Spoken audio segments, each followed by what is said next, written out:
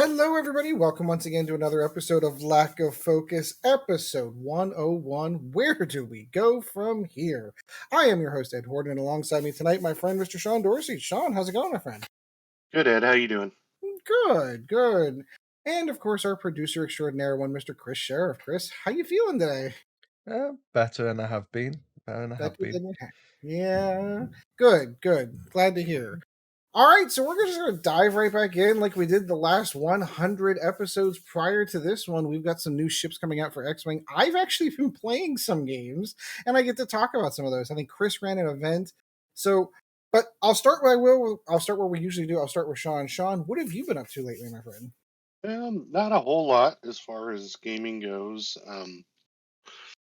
I got in what I would call a starter game of 40K with my son last I weekend. forgot to ask about that. How did that go?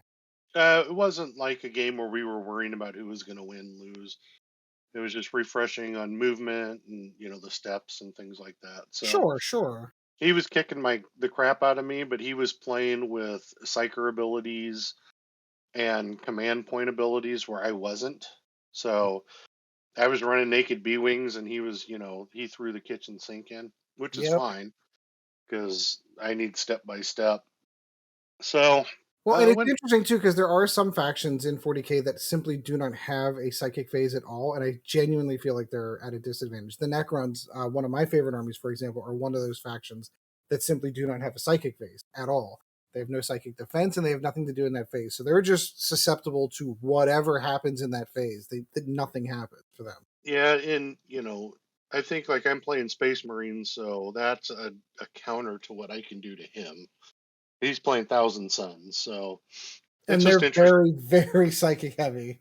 Yeah, so it's it'll be interesting as I get into my command, the command points and what I choose, for that'll counter some of that and help negate some of it. So, um, and then the other thing I've been doing is just buying more arcade machines. So We were talking about that in the pregame warm up. How many are you up to at this point? I am up to six. There are five three-quarter machines, one pinball machine, and what's called a party cade that's hanging on my wall. I have another party cade coming, and then I have a full arcade machine that I'll be able to purchase games and they upload directly into that machine. So, and then ultimately I'll have at least two more after those two, maybe three. It all depends.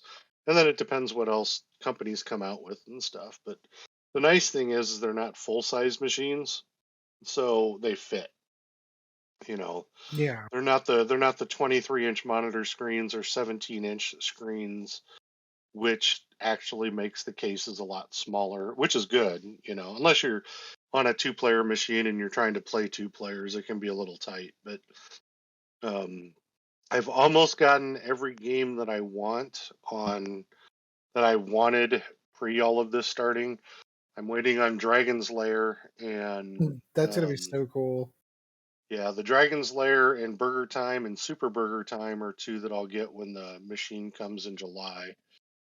I was able to get Gorf and Sinistar, which are two hard ones to get because the ROMs that I was getting for the Pi weren't working correctly. So Oh, really? yeah, so I was having issues with that, getting that, um, and then it just depends on what comes out from here if I want to get it or not.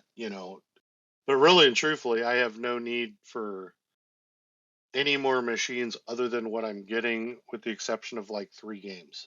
And so I'll have every game that I want um, in house, by hopefully August. I'll have them all, and then I'll get one more for sure when it comes out, which is the NFL Blitz. Such a great game. Yeah, when Arcade One Up puts that out, that one's going to go next to the refrigerator that's actually in my dining room. So that's kind of where I'm starting to run out of space at that point. Although I'd have space for two more machines at least, maybe three more next to my party cades when Miss Pac-Man arrives and I hang that. So all in all, it's been been an interesting week of playing some arcade games and playing Tron. I just got Tron, so I was playing that I yesterday. loved that game. The Tron was always that one had like it was a bunch of mini games, right? Like it was a bunch of smaller games. There's 4 games in it, and then this one also came with discs of Tron too, which Oh, is that's cool. cool. It's cool because that one's a game I've never played, and I actually like it. So now I'm starting to build up, new games that I like and things like that. The one I wish I could find in a machine, and it may be where I have to build a machine myself and do it with a Raspberry Pi, is Championship Baseball. Ooh. That's from like 82 or 83, but the problem with that is every ROM I found is not working on the Pi. So we'll see, but that's one I have. I actually bought one of those Pandora, they're the Couchcade things. Yeah.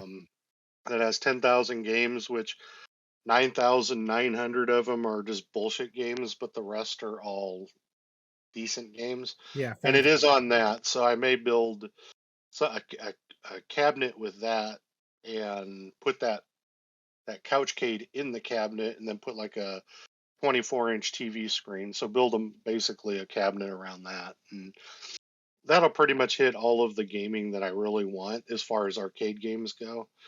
If I were my son, or probably even you, there would be, more of the more recent stuff, Yeah. like Xbox games and PlayStation games. But if I want to do those, I'll buy the highest, I'll get the well, I got a 4 gigabyte or megabyte Pi, whatever it is, Yeah. Pi right now, which would run them still. So It'll still run those. You got to consider what the hardware was like back in like '95 when the PS1 yeah, released.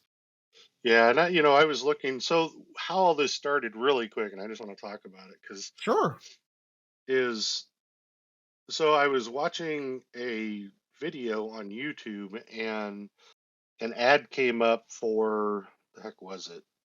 I don't know. It was some retro machine, probably like the retro Amiga 500 or something. I can't remember what it was. Yeah. And so I'm like, well, that just sparked the interest in arcade games, and what's the quickest way I could get arcade games. My problem is that with the Pi, I- the experience on a large TV just isn't the same. Even Yeah. though I And I built get that. I do genuinely get that.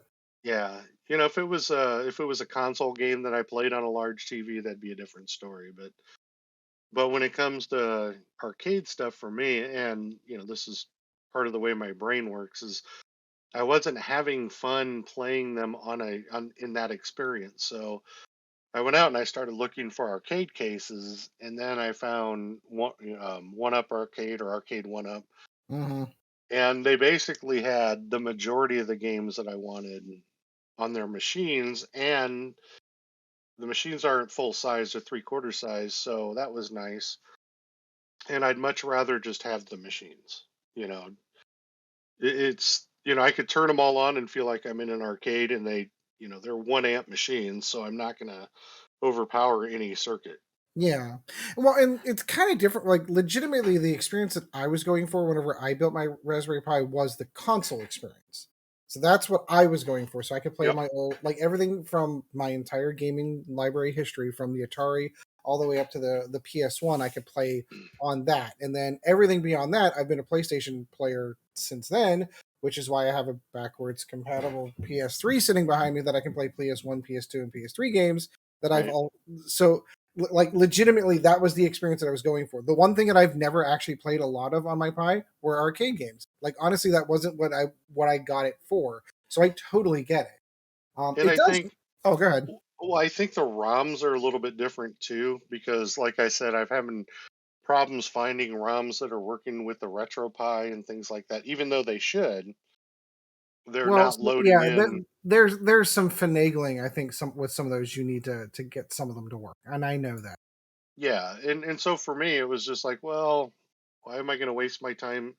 I have it because now I can build a machine, and I could build, one machine that has all of my NES games that I had, in Atari games, and maybe Amiga games, and I could build it all on that, and and have one cabinet that's built that way, and I can do that possibly off the IR arcade cabinet if it comes with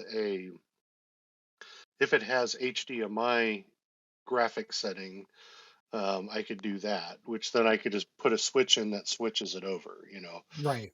Just buy a switch that you put inside, and then you just select one or two depending upon which system you want to play. Or I just build my own and have fun building my own cabinet and all that. And um, so that's kind of what I've been working on. It's been really windy here, so I couldn't do anything really outside, and I had a bunch of cardboard because for some reason I had a lot of cardboard boxes sitting on my front porch. So I had to And cut all those up today. Instead of playing the games, I had to do all that. So I thought you were going to say that you had a bunch of them on your front porch, and with the wind, you no longer had them on your front porch. no. Luckily they stayed on the porch overnight, and I was able to cut most of them up today.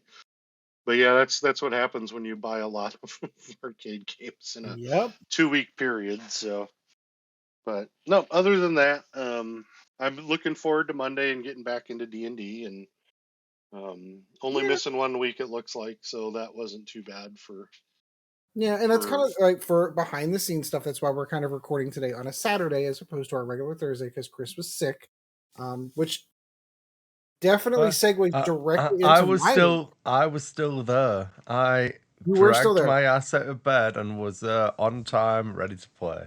I So couldn't, you in good conscience. don't blame me. I wasn't blaming you. I couldn't, in good conscience, allow you to do it. Does that sound better? Like I know, like you looked like hell, No, because like I was sick. because you were sick. So, like, But legitimately, as I much still fun made it as though. you did, and Commitment. as much fun as D&D is, I didn't want to make you extraordinarily uncomfortable for the sake of the rest of us. That's just not what I was willing to do. Let's put blame where it was. Chad was number 2 on the list who didn't turn up, so we cancelled. You did well. There is that too, but in So any case, that does segue directly into my segment, which is what I was doing on the night we were supposed to be playing D&D. And I actually played another game of X-Wing. I'm going to dangle that out there because I got a couple other things I want to blow through real quick. We started our session 0 of Crusade at the store. We had about 8 people kind of show up, and we just kind of had like a pre-game meeting because there's a lot of plotting and planning on how to do it. So Brett is the person who is going to be in charge of running it. So he kind of ran us through how to play a Crusade army, how the mechanics work. I mean, Gabe and I had read the core rule book, and of course, once I got my brand new shiny Tyranid Codex, I'm flipping through it, and there's a lot of fun stuff, and I'm really looking forward to playing it because it's going to be a very different way to play the game. Not I sat up on the table and I intend to smash you. Like it's going to be a very narrative kind of fun style of game, which I'm really genuinely looking forward to. So we had that episode, that session 0 there. And then I did one other thing that I wanted to remember. It'll come to me. Oh, I started reading Mark of Faith, which is the Sisters of Battle book. Well, listening to is more probably correct. The voice actor that does this book is phenomenal. It's the first Sisters of Battle book that I've listened to. I've read a couple of others, but Mark of Faith came up on sale in Audible, and I'm like, oh, got to snag that. So I did, and I'm really, really enjoying it. Getting into Sisters lore is a lot of fun. And then the last thing, of course, is so since we didn't play D&D, I got a game in with Alan. There's not a ton to talk about on this game.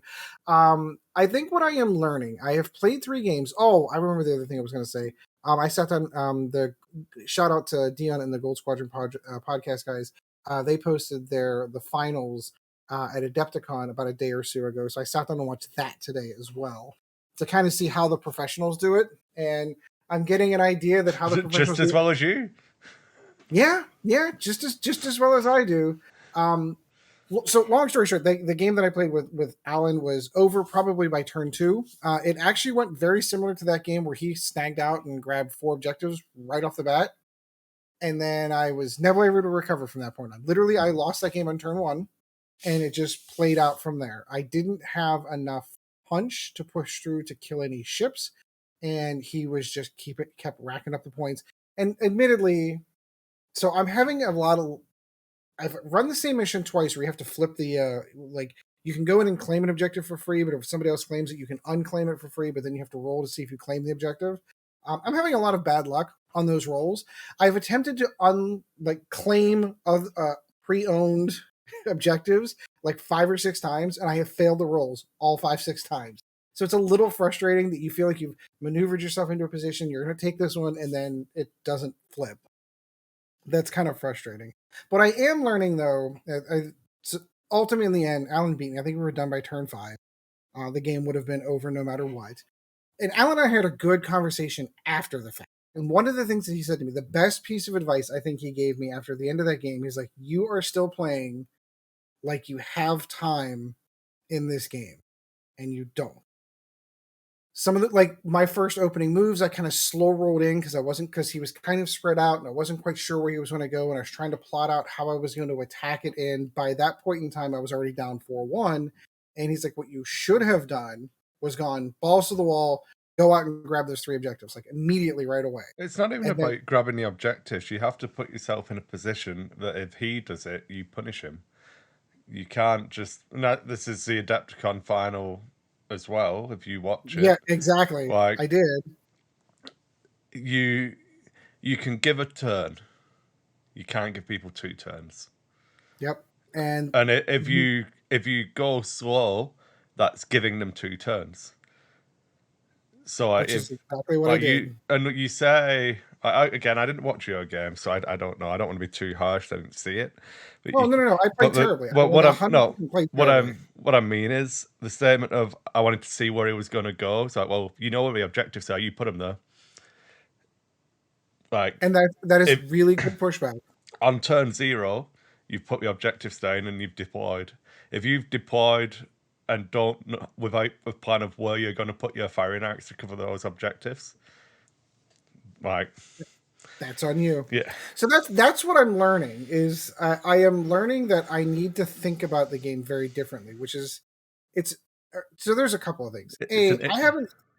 Go ahead. It's an interesting challenge. It is an interesting challenge, and for me, it's a little bit of I need to knock a lot of rust off. That's one of the other problems that I feel like I'm genuinely having is that I've been so far removed from the game. Like I've played a casual game here and there, but it's never been quite serious. It's never been quite, it was everything I knew, and it's still kind of fall back into what you used to know. Now it feels like I'm trying to learn a whole new game.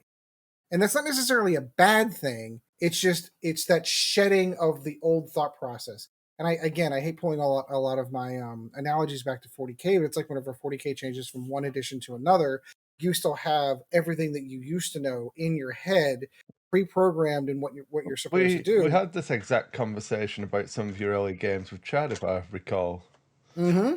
And exactly, and this is where my fault is coming in, is that I'm falling into the same mentalities. Like I'm making decisions, I have to be, that look incredibly stupid ultimately in the end because it's not getting to the goal that I want to get it to. Like, for example, I keep forgetting that blocking doesn't work the same way that it used to in the past.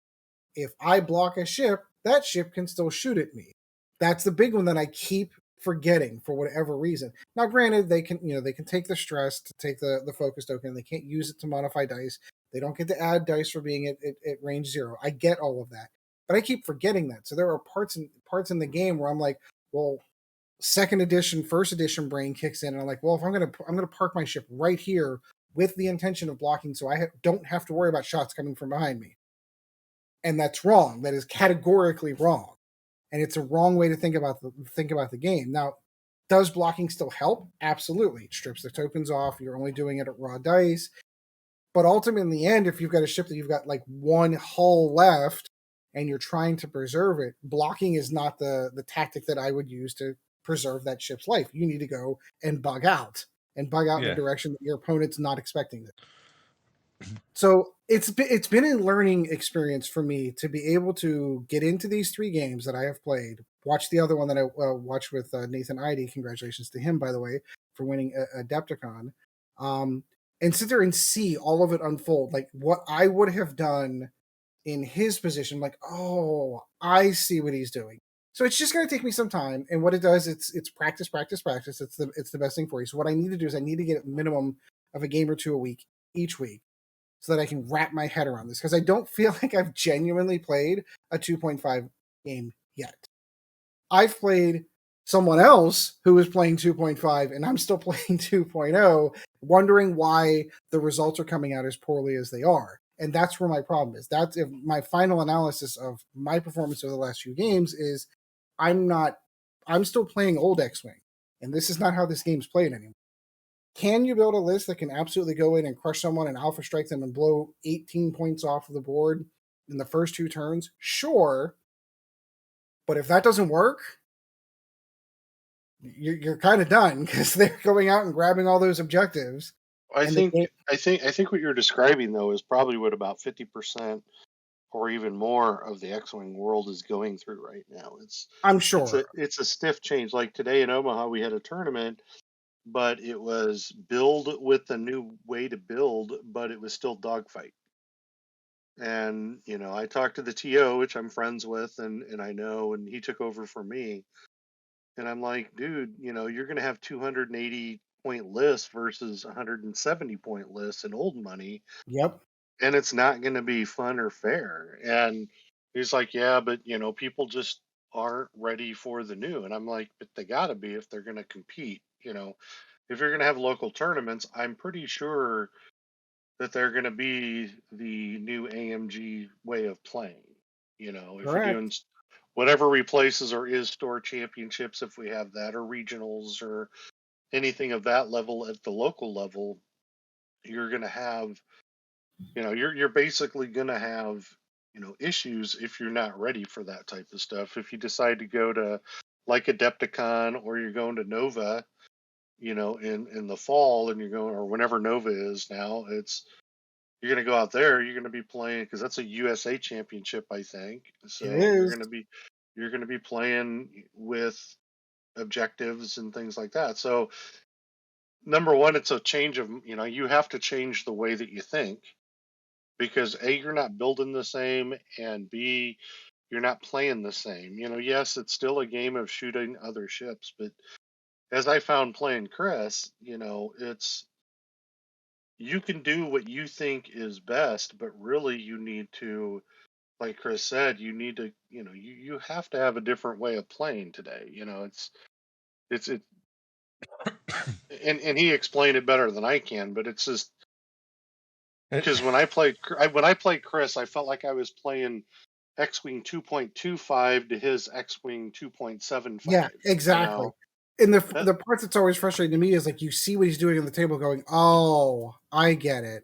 And by that point in time, you've already put yourself out of position. You're not in a good score. You're like, oh, I wasn't thinking about it that way. That for me is where I'm getting my own personal frustrations. Is like, why couldn't I see that? Why didn't I look at that at the beginning when we sat down and put all these objectives down and put all these, put all the tokens down for obstacles and see that? But that's where practice comes in. That's where practice comes in, and being in tune. That's the other thing too. If you're not in tune to what the game is right now, you're going to have some difficulties. And I know that that's where I'm at with it. Is I understand what the game wants you to do. It's just hard for me, because I still want to build lists that are fun, that are enjoyable. And sometimes you just can't do that. You have to build lists and playlists that are effective. As a 100% side note, I am so tired of facing off against Republic. Like, and I jokingly said this. I don't know if I said this on the show or on recording. I jokingly said this. Objectively speaking, I think the number of force users that you can take in a game needs to be looked at. I don't think that you should be able to take 5 force users in a list. So, in my honest opinion, again, only 3 games of experience. Either the force users are objectively underpointed for what they're capable of doing, or B, we need to talk about like app 1, maybe 2, going up against 4 to 5 force users and you have 0. It's not even the same game, where they're double actioning and still have their regular action and then pull, like legitimately, it's not even the same game. I would say there's a difference between list I played against you and what I assume Alan's list was, because I Sure, assume sure. Alan's list had both Contrail and Barris in it. It did. Yeah, which is just the probably the most points efficient ships in the game. For 5 Yep. points, you're getting an initiative 4 force user who can dumb fire, a concussion missiles, Mm-hmm. and Contrails 2 points for an I5. It's got the boost and the config. Like, Yeah. there's a lot of value in there. Oh yeah. Fine. Like, That's why my argument was either they are grossly underpointed, which is the argument that I am leaning in the direction of. I'm not at the I'm not at the point where I'm like, well, if someone's playing a 5 Jedi Rebel list, I'm just gonna move on to the next table. Like I'm not at that point yet because I prefer the challenge. I think that I learn better from losing than I do winning. Winning doesn't teach you anything except for what you already know. You already know. I prefer to pick up and learn, and the only way you do that is through defeat, dusting yourself off, going to the next game, and keep trying. That's how you learn, and that's how you get better, but it still feels just a little unfair. I'm just throwing that out there. It feels that way. I have no data to support that. That is a personal feeling. It feels a little unfair. and like, I think the problem you personally, right at this moment, are having, that I don't necessarily think that you're losing to the Jedi. No, It's I'm it's losing to it's me. what it's part of the package, but it's definitely one that will give you that feeling because right, I think it is good. I'm not gonna lie. I think Republic are probably the strongest faction in the game right now. Um, I I don't think that they will remain so. I have faith that So what? like 100%. I absolutely, genuinely believe that they are going to look at this, and when points adjustments come, that those adjustments will come in. It's very similar, like whenever they brought Force into whenever they went from first edition to second edition, those first point runs came out. It's not that dissimilar from going, oh, wow. Whenever they overcosted a lot of the Force users, they overcosted Vader in the X1. They overcosted Luke and Gunner. And it's eventually like I those said, points kind of. a lot of stuff's different and like what I find really hard talking about 2.5 now is you can't talk about it in the way we used to talk about second edition or first edition because of the scenarios. So now it's more similar to talking about 40k or when I used to play It Imperial is. Assault, that you have to look at each thing individually. So where Jedi's have the advantage is that they are really good. Like the Aether Sprite, the the Delta, yeah, words. The You Aether can do it. Sprite with calibrated, so not the 7B version, is really efficient. It's like really good with the fine tuned controls, giving you access to a boost before your perform action step. The dial's just good. It's got the astromech slot to kind of make your dial better if you need it, do all of that. So it lets you play, it lets you take part in the action based scenario ones.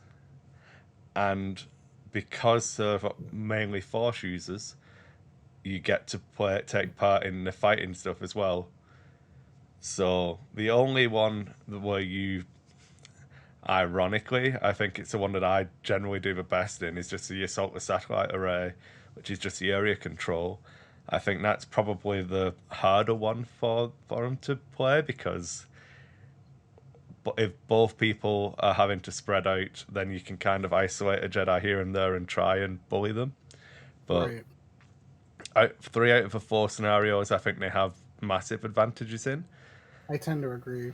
Um, And they happen to be in chassis that just happen to be fairly fast, which is one of um, the other things that Alan and I talked about was that you genuinely need some level of speed in the game if you intend to I compete. disagree with the need part of that. I think that it helps, but it's a safety blanket. Like if the list that you ran, you took the harder of the two lists to use. I did. Yeah, which I did. so it's on you. Intentionally. Yeah, It's yeah. intentional. But I think that if you do a more aggressive opening, then the lack of speed's not relevant. It's negligible. You And you you and miss I the had speed because you open slow. If you exactly. don't And then open slow, I you don't kind of miss the speed. I deployed incorrectly too. Legitimately, I ended by the way that I deployed it, it ended up putting Luke Skywalker on the far right of the table. And for all intents and purposes, Luke basically claimed 2 objectives and then fired some shots at the end of the game, which is not what you want to have your heavy hitter force user, the only one that you have on your squad, Deck's doing. fine. Yeah, yeah. Realistically, what should have happened in that game is you should have got to turn 2 being 8-3, maybe it was, or 8-2 down, Mm-hmm. and then gone, you know what? Let's just reset, start again. Yeah, there Because is some truth to that. there's no, like, at that point, the game's done. Agreed. No one's. Well, and it didn't hurt that every ship on the board, with the exception of one by turn 2, was like, "Hey, Wedge, you've got to die." And because of how it was all deployed, like, there's no way that I'm going No, to be but, able to like, avoid all that's of what I the. mean. You can recognize the game states, and Oh from God, that yeah. point, it's like, okay, well, we can fight it out, but getting The that game's already over. yeah, getting that learning and training and practice mindset of, right, okay, this game is a foregone conclusion now, because again, we play to 20. We don't play to 75-minute total destruction. We play to 20 points. Right. So the differential between the points gets to a stage where no matter how quickly you close that gap, it's not going to close quick enough before he gets to 20. So the game's over. Like, it's not like, oh well, maybe Wedge will die. Oh, what was it? The Ollie final when he won Worlds, where like Vader, one of his ships died really early, and they duked it out, and he played really cagey and made lots of good choices and pulled it back and got the win in the end. Yep, Like, that's how I win. that's not the game that you're playing anymore. Nope, it is not. So It absolutely is not. yeah, and that's not a slight at you or like No. your I'm not play. taking it I that. think I'm not taking it that way. I yeah, genuinely. For it's me, it is more critique of how I'm approaching the game is incorrect, and I need to adjust that if I'm going to at least get an idea of what this game is like. well, what I mean is like you said yourself you need more reps, you need more play. So like Yep. that should be the mentality of like, all right, well we've got a finite amount of time to play, rather than doing 3 more turns here. Let's just reset, start again, and even if we call it early, it doesn't matter because I've got more value out of playing turn 0, 1, and 2 twice than playing turn 0 to 5. Once. Yeah. Yeah. No, I agree with that 100%. So that would be my advice next time anything like that happens. That's okay, because I'm just going to bug you for games whenever you're feeling better. Should have bugged me for games when I wasn't feeling good because I had nothing to do then, or no inclination to like be working. So Oh, that's true. Maybe I should have done that. All right, Kris, I'm going to kick the ball over your because you actually ran an event. You have a little bit more to say than I do. And look, I talked mostly X-wing, X-wing. 2 weeks in a row. Mark it on the calendar. We ran our monthly event again. It was Easter weekend, so it was 7 players turned up. So I ended up playing as a buy. So I'd award the win, and then I'd just play them in a friendly game anyway. Yeah, we ran it as a 3-round event because there were only 8 of us, and the rounds were round 1 we did salvage, round 2 we did chance engagement, and round 3 we did scramble or transmission. So we didn't do assault with satellite array, which is just a normal area control one. Yep. But Mark ran Boba Fett, I think it was Fenro, and then the one Fang fighter that still fits in with what's left, I think. And he just bullied people, got kills, and Hmm. yeah, he finished on 55 mission points. I can guarantee you most of those were through killing stuff. I mean, I still believe it's possible.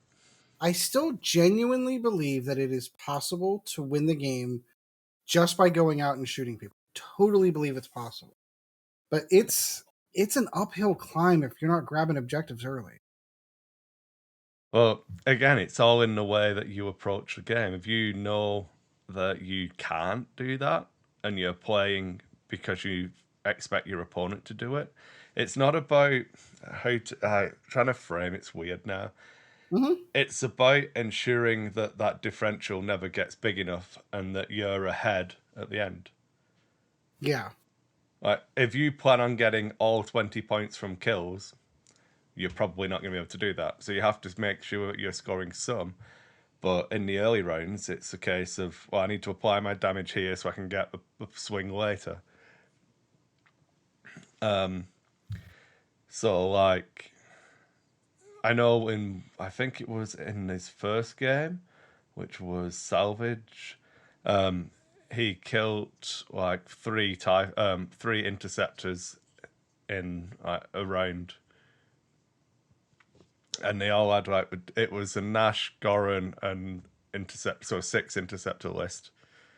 Ooh. All with disciplined. See, But and like again, you kill them all in a round, you score 9 points. Like yep. one of them gets to survive to fire, but only if they've all spread out to get the objectives.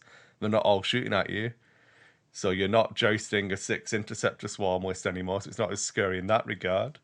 Right. See, I And keep yeah, going back. I remember whenever we first started seeing these come out when these officially released, one of the things that I said is you kind of need a balance list. You need something in there that can take some damage. You need something that can go out there and run out and grab objectives. And I still feel that that is the right like formula. what's gonna kill like Boba Fett in 4 rounds of shooting? I don't know that you need to kill Boba Fett No, but before. I don't think you can. I don't think if you're playing a 5 to 7 round game, unless you go really really hard to try to force killing Boba Fett, I don't think you can kill him. I think it's Yeah. like you are never taking those 10 point. How many points is he? Is he 9 or 10? He's 10. Yeah, you're not getting those 10 points. Don't be ridiculous. Yeah. So then Right. the question becomes is when you see that come on the table, how do you win that game? You win that game with the objective and play Okay, keyboard. so it must have been old Tarok and then the 4 point and then Cad Solus would be my guess for his Fang fighters. But yeah, it was definitely Boba Fett and 2 Fangs is the list he's been running. I can't remember which ones exactly, but yeah, Still good loads. like Fangs are pretty much immune to damage if they are at range 1 in arc of you, and there's only 1 or 2 things shooting. Like they've got mod slots now, so you can give them whole upgrades to mitigate some of the the fact that they used to just explode. Mm-hmm. Uh, yeah, and you just don't. As long as you plan out what the pace of the game and where it's going to go, and I think a lot of the skill of X-wing does move from that perfect information, positional play, and like the jockeying for position. It changes it to being a different problem that you're trying to solve. But yeah, Yeah. just that pace of play and the way you're getting your points and isolating how you're gonna get there. And yeah, I mean let's go through. So Mark won the first round with 22 points, and it was 7 rounds, and it went to time. So they finished on the last round So time had been called. The turn they went through 20 points. So it would have ended on round 7 either way. But like 7 rounds, 22 points seems not. So that was the last round. Yeah, that was round 3. So round 1. I was looking at the wrong thing. So round 1 went to time. That was only 5 rounds, and Mark won 12-2. So that was against an interceptor swarm, and everything just died. Like the interceptors just exploded. So he killed 4 interceptors at least. Yeah, at 12-2, that was the slobber knocker right there. Yeah, so it looks like playing salvage. They both just ignored the objectives and went to chase each other, and Mark won. So whatever. Round 2 was another interceptor list. This was chance engagement, and this went 7 rounds. Didn't go to time, so they played 7 rounds in under 75 minutes, and Mark won 21-12. How would you get 12 points? So he must have scored mission points in that one, in chance engagement. So even giving up points in chance engagement to ensure that you're getting the win. Yeah. And then the last one was Scramble, which was the 22-10. And that was, what was Will running in that one? I can't remember his exact list. So this was the final. Obviously, both of them went in with 2 wins. Willard ran the 4 silencers, which won the last month's event. But this month he was running something different. He was running the Gauntlet. He was running Maul, Azimar, Aemon Azimine, or whatever the bombing fire spray, and 2 Z95s. So yeah, that, and then I think Mark just blew up everything that wasn't a Gauntlet, effectively. Yeah. Gauntlets don't die either, FYI. They're hard to kill in these games before the points just dry up. But yeah, I think it's surprising because these big ships are just rugged enough that unless your opponent's like built to handle them, I don't think people can handle the big ships at a minute. I don't know. Like right now. Yeah. Well, and so these are the early days.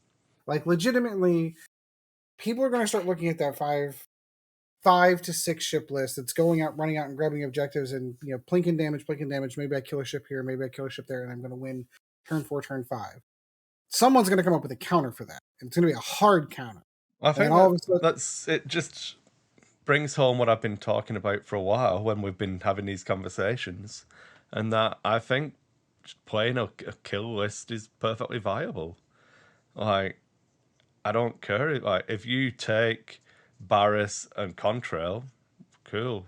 They're not doing the same damage as one of my 5-point ships is.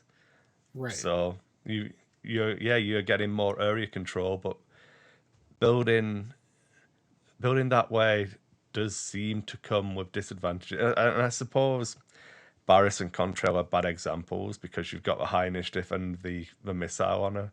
So like, it's not the best example, but like the 2 interceptor lists got wrecked by 3 ship lists. So that's still interesting to me. Yeah, because I don't know the skills of the players involved, so I don't know. But to me, it feels like right now, until those hard counters are coming up, that it's almost like the more ships that you have, like the 5 to 6 ship lists, are going to be the ones that are the most difficult to knock off objectives. And for the love of God, if they're carrying the objectives around, trying to chase them down and get them off of. But like, I don't know. I'm not convinced that swarm lists are survivable enough to be able to sit and take the punishment. That if you play pure objectives, I don't think any list can play a pure objective game at the minute. I think a large portion of it is actually player mentality and not going to say player skill, but the expectation of what the game is and what it's going to be is differing. So people aren't expecting to. Again, we'll go back to your game or to the Adepticon final. It's not okay to go down like a 3-point deficit twice. The game's done. Yeah. Like, unless you, I mean, I'm hesitant to even put a caveat into it. I think that's just a flat statement of truth. I don't know. Like, Yeah, I tend to agree with you. I 100% agree. Like, I'm of the opinion that in scramble and salvage, I can give you one turn of having a 3 or 4 point differential on me. So 4-1. 3-2, whatever. Well, like 3-2 is fine. I don't care about that. You can have a 1 point advantage over me because because again, it's the how big is the gap. So if you can score 3-2 on me for 3 turns in a row, and I don't really care, as long as I'm getting to a point where I'm going to kill your 5 and 6 point ship, because that jump is going to put me back in the lead. But if I'm giving you a 1-4, that's a 3-point swing. If I give you that for 2 turns, you've now got 6 points ahead of me. So when I kill your 5-point ship, I'm still behind. Right. And if I haven't turned off any of that scoring yet, I'm not 1 point behind, because at the end of that round, you also score again. So it doesn't matter that I close the gap to 1 point, because you're just going to extend it again. Right, and then the gap just keeps getting bigger over time. And that's the mentality I have when I'm flying. And I've my that 4-ship list is probably. I mean, I'm not trying to sound good at the game or anything right now. I'm not. This isn't an ego boosting statement, but that list is probably down to maybe a 60% win rate now, where it was like I was just winning all of my games with it and really enjoyed it and thought it was really good. But like, I've been making mistakes in my deployments. I've been making bad choices. I've been pushing that look a little bit too much for like how much I can hang Mace out to dry, and like it's okay. Luminara can take this beating for me, because like I was spending 6 health on Luminara as a resource because there's no half points. Right, exactly. But if you get that 7th health off Luminara, you get 6 points. So like walking that line is really difficult. Like, you've got to know when you can and when you can't. And I've pushed it a little bit too much in the last like few games.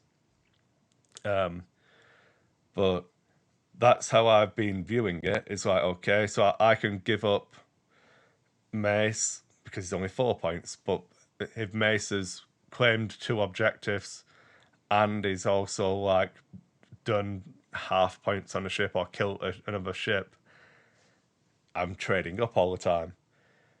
Yeah, and it's funny you mentioned it, because it's exactly the point that Dion and the team, whenever they were reviewing Nathan Ides' game, had made something very similar with whichever the 2-point Jedi is. I'm trying to remember off the top of my head. It's Contrail. It's Exactly. the V-wing clone pilot. Correct. So if he goes out and grabs an objective and holds on to it for 2 turns, he's already paid for himself. He's already an even trade with he's already done what he was supposed to do. And it's a really interesting way to look at it.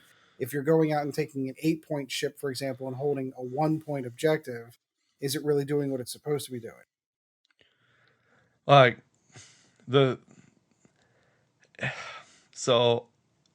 problem with a ship like Contrail and that exact mentality is you can end up circling and I don't think the relative points of each individual ship in a list is actually that important, because then you go down the rabbit hole of, well, if I use Boba Fett to kill Contrail and it takes me 2 turns, so Contrail scored 2 objectives, Boba Fett only scored 2 objectives as well, and also killed Contrail, so he only earned 4. But Contrail paid for himself.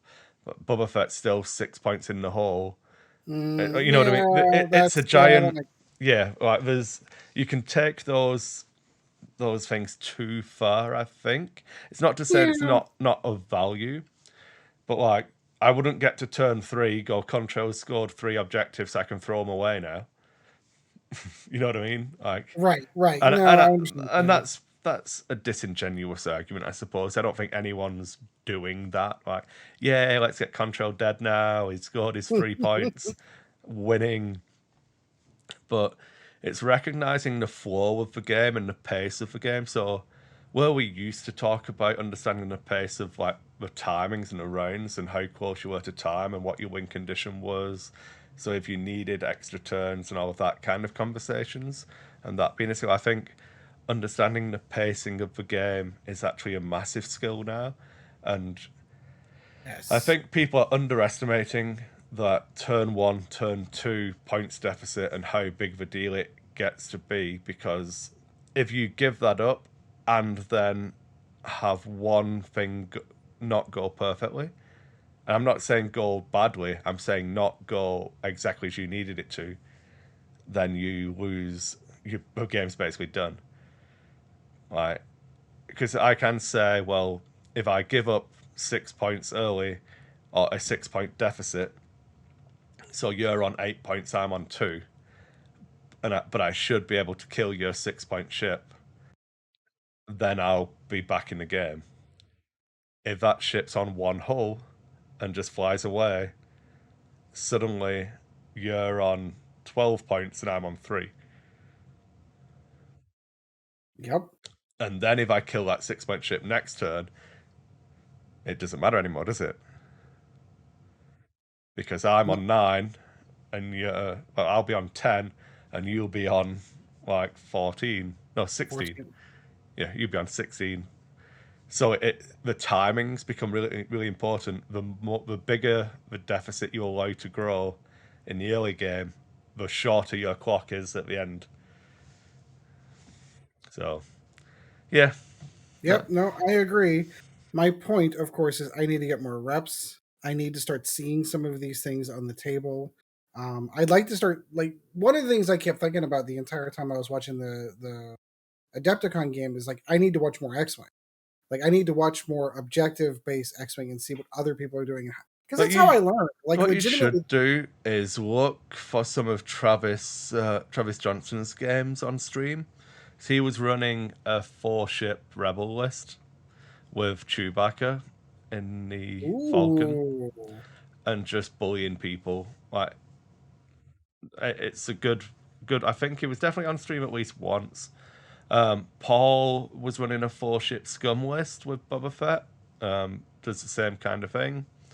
So there's definitely a few different ways of doing it and a few things you can look at and do. So those are games that I'd look for. Paul Heaver's game and any of Travis's games that you can find. Like whether he wins or not is irrelevant. It's just Irrelevant, yeah. Like yeah, legitimately, like I distinctly remember in my early days, keeping in mind X-Wing hadn't picked up here. Like we were still taking my one big box and just begging people to play the game at that point in time. So the only time I got to see any experience of the game on the table was watching oodles and oodles of YouTube videos of people playing. But that's how I learned how the strategies of the game work. So I just need to like start picking up the habit. I need to start thinking X-Wing again. I think that's probably the problem that I'm having because there's not only has it been a while since I've actually started thinking along those lines, but there have been so many additional upgrades that have come out to the game that someone says, "Oh, I've got this upgrade," and I don't know what it does, and that's a problem. yeah. It's fine, It's fine. Is there anything else that you want to cover? I mean, obviously you covered over the event. I mean, I know you were down for the count with some con crud, but beyond that, So Chris Mitchell from the UK group was actually over in Calgary. It's funny, so he's a former Calgarian who moved to the UK. It's called Kris with a K, K-R-I-S. Does a bunch of X-Wing stuff, quite involved in the rules side of the game. Does a lot of tournament what you guys do? organising. Did you guys trade Chris's? Is that how that worked? That, apparently, but it's funny because I was saying it's really annoying because people assume I'm him And he was like, no, people assume I'm you. Well, okay, fair enough. Whatever. But yeah, he's the Canadian Kris who moved to UK. I'm the UK Kris who moved to Canada. But yeah, that was fun. He was at the event and I got to play him in the last round. So given that I was playing as a buy, it shows you how well his event went. Sorry, Kris, Yeah. but it was good fun. Yeah, that's all I have from the event, but we do have a main topic of new cards to talk about. We do. So you've posted some pretty pictures in Discord. We get to take a look at the 2 packs of the 2 packs that are coming out. We have the clone Z95 Headhunter. We've got that is confirmed to be a 2 ships in the pack. We got to take a look at the neat little dial. I get to make my joke again because one of the things I said in our pregame warm up show was that one of my standing jokes on this show is that, well, it has the most important move in the game, which is the 1 straight, and it's blue. I don't know that I necessarily agree with that statement anymore. And maybe it's just me. It's a little bit of, bitterness, a little bit of sour grapes maybe coming into that, going into the. I used to believe that was one of the strongest moves in the game because of the ability to be able to slow roll and be able to like slow down and see where your opponent's going to go. I don't know that I agree with that anymore. It's still a good maneuver. The 1 straight also is, if your strategy is to block, it's really a powerful, because if people are trying to do 4Ks and thinking that you're going to move more or out of the way, Yep. and then you put yourself into the K turns or the loops or whatever. I think the whole turn, the one turn or the one band of maneuvers is pretty highly important. And I think it was proven heavily, when you got ships that could decloak and, could do all those funky things that they could do with the turning, and then, being able to do other things that allowed them to almost go, do a 360 if they wanted to on the board. Especially with Echo, absolutely. Yeah, the 1 straight to me, and it also, like you said, it depends on play style, but I think 1 straight is still the most important maneuver in the game, depending upon play style. Now, if you're playing a bunch of TIE fighters, you don't have 1 straight, so it's not as important for them in that they can't do it, but it's important against them. At least it was when swarms were. Well, I can tell you the there are problem plenty. Go on, you go ahead. I was gonna say, I can tell you there are plenty of situations when I was flying TIE swarms that I wish I had a 1 straight and couldn't do it. So the problem with the 1 straight at the moment is that you can't use it in the way that you used to use it, which is what Correct. Ed is talking about. In that, like, if you open with a 1 straight, well, you just conceded in like at least half of the missions. Then, Yep. okay, Right, and it's when you hit the fur ball. That's where, to me, now the yeah. 1 straight's important, especially, and you'll have to bear with me, but on medium and large base ships, if they have 1 straights, it's extremely important, because that's a massive plate you're moving around on the table when it comes to large base. But of course, you don't see much in large base right now. Some medium base and mostly small base ships. So, but it is important depending upon your strategy. That's just my whole thing. Yeah, no, I do agree. It does have everything in the 2 range band, except the banks and straight are, of course, blue. It has everything in the 3 range. Only the straight is blue. It does have a 3K turn, a 4K turn, and a 4. So I don't know is that dial is I any think different. it's the same as the normal one. I'm just Yeah, I going was to gonna double say, check. pretty sure it's the same It dial, is. but It's I the same didn't. Yeah, dial. yeah, it is. So we did get to preview a couple of pilots though for them. We do have Warthog coming in at Initiative 3. They do have the same baked in. I think it's the same. Maybe I'm No, wrong. they don't have the same baked-in ability at all. Yeah, as I Because was reading it, I was like, Zeds no. don't have an ability. Yeah, I was reading like, wait, I don't think the Z's actually have one. Now that I'm reading that, so the baked-in ability is going to be a versatile frame. You can equip 1 torpedo or a missile upgrade while you reveal a maneuver that is blue. Add a white boost to your action bar. That's interesting. And then, of course, we have Warthog coming in at 3. After you or a friendly non-limited ship at range 0 to 2 are destroyed during the engagement phase, that ship is not removed until the end of the phase. So kind of give them the... It's got its same abilities in it does in the LAT for Warthog, which has been obviously nerfed somewhat because of the non-prevalence or the lack of generic ships. So, Correct. yeah, And then going back on to talk about the actual versatile frame ability. This is twofold. Obviously, a standard Z95 used to have a missile slot. Obviously, the variable slots has obviously changed all of that now. But having that, like, nothing that AMG does can ever take this away from you. They can give you no loadout value, but if it's ever a 0-point missile or torpedo, you've always got it. They can't take it away.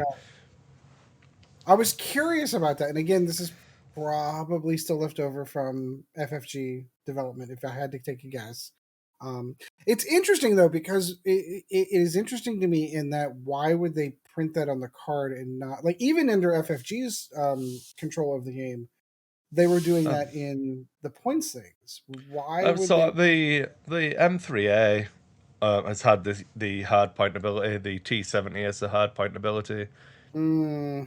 It just gives you some versatility in what you want to put on it. I like the options. Obviously, I need 12 loadout if I'm going to put a proton torpedo on it. But even at like a 7-point, I'm saying 7 and now doubting myself. I need something with a torpedo slot quickly. There we go. Plasma torpedoes at 7. Yep. It's an upgrade to a Z95's primary attack of 2, and then you get the plasma torpedo ability on top of that. So if these guys can run plasmas, that's a beefy little damage dealer there. I agree, 100%. The ability for a boost, I actually think is quite nice as well. So do I. You've got 1, 2, 3 straights are blue, and then the 2 banks are blue. I think probably doing a little bit of like 2 bank one way into a 1 banked boost the other way. Doing those little S moves will be quite useful. But unless you have some coordination, which I think you do get access to through battle meditation and things in Jedi, it's going to be difficult to get the most out of it. 'Cause I don't want to be boosting my Z95 because then they'll just explode. But, yeah, I'm really excited for these. I know a few people have been like, "Yay, a 2-dice primary attack ship for Republic to go alongside the V19s, the B-wing, V19s, the V-wing, the Naboo fighter, and the LAT. All of these are just 2-dice ships. The Aether Sprite, unless you do 7B, is a 2-dice attack. So people are a little bit like, but I'm the opposite way. With versatile frame, I'm actually the opposite way. I think this could be really cool. I agree. Hopefully, I don't know where I would fit it in, because they've done the V-wings as a cheap platform, and the V19 Torrents as a more expensive barrage missile carrying things. So these, if they sit somewhere between the two, because it's not as good of a dial as a V-wing, but it's a better dial than the V19. All they have to do is put Anakin in it, so Anakin can fly all the ships. Anakin can't have a. The problem that's the lament of a Republic player is, oh, my only I6 is Anakin. It's like, oh, whatever. Oh darn! Darn! And you get the First Order has the same problem of Kylo competing with Kylo, and you can only have one Kylo. Yep. But there's a lot of different questions to do for the Republic players. Like, what I was chatting with someone the other week of, like, if you do, where's the argument to field Anakin in the Delta 7B at the moment, because you can just take him in for the same number of points. You can take Anakin in the Y-wing and Contrail. Yeah. So Yeah. like, there's one of those things is wrong. I shouldn't be able. Should be able to do both. Yeah. But yeah, anyway, so I'm actually relatively excited about the Z95s. I'm probably gonna get two boxes, so I have 4. Yeah, heck yeah. It's hard because generics are dead, but I also kind of like the ship. So Generics again. I still feel like it's too early to make that call. Generics are dead right now because as people are no, getting they said they wanted generics to be the last choice. Yeah, The- generics. There's no point in them anymore. and that's in that they have said multiple times on stream that it's an intentional design choice, that they want generics to be the last thing you reach for. If you want to fly 5 of this airframe, they want 4 of them to be a named pilot. Like they're actively costing them to be unappealing. I wonder why. Like So they legitimate. don't quote me on this exactly, because I'm obviously paraphrasing from memories of like half listening to streams, but effectively, no one plays Star Wars games to be the random X-wing pilot. You play a Star Wars game to be Luke Skywalker, Wedge, and Biggs doing a trench run. Yeah. And I don't argue with that mentality. I don't. But again, and I know we had this argument whenever everyone was complaining about generics taking over the game. Generics had a role in the game. There was a reason why they were there. Because you just buy more of them and more I generics. sorry, I'll let you finish. I'll let you finish. Well, what it meant is that I can increase the volume of the amount of ships that are there. There were, I still think that there are, but there were tactical reasons for taking lower initiative pilots, and back in those days, lower initiative pilots were generic. Like you'd want to have those Inish 1 and Inish 2s in there for blocking purposes. So I get that nobody wants to play the nameless TIE fighter, but if that nameless TIE fighter happens to pull in a good bank and block someone and take out all their tokens, and then they become an easy target moving forward, that's a different story. Like there were tactical reasons for wanting to field generics in the Yeah. Well, I think if you look at what this company does with their other game, there are no generic superheroes in their other game. They're all superheroes. So, Yeah. conceptually, if you're designing a game, and I agree with it in that if you're designing a game, you want the best that you can do. Now, at the beginning of X-Wing, I think generics existed because you didn't have enough named people in Star Wars. So you had to have the generics, and they pulled a lot of stuff out of what's now Legends too, They did. which forced you to have named generics. It's I think the game design is different today than it was 10 years ago, and will be, or even 11, 12 years ago when the game probably started design. I think that's what we're going to see moving forward is the game, you know, as Kris stated, people want to play Luke, they want to play Wedge, they want to play Anakin, they want to play.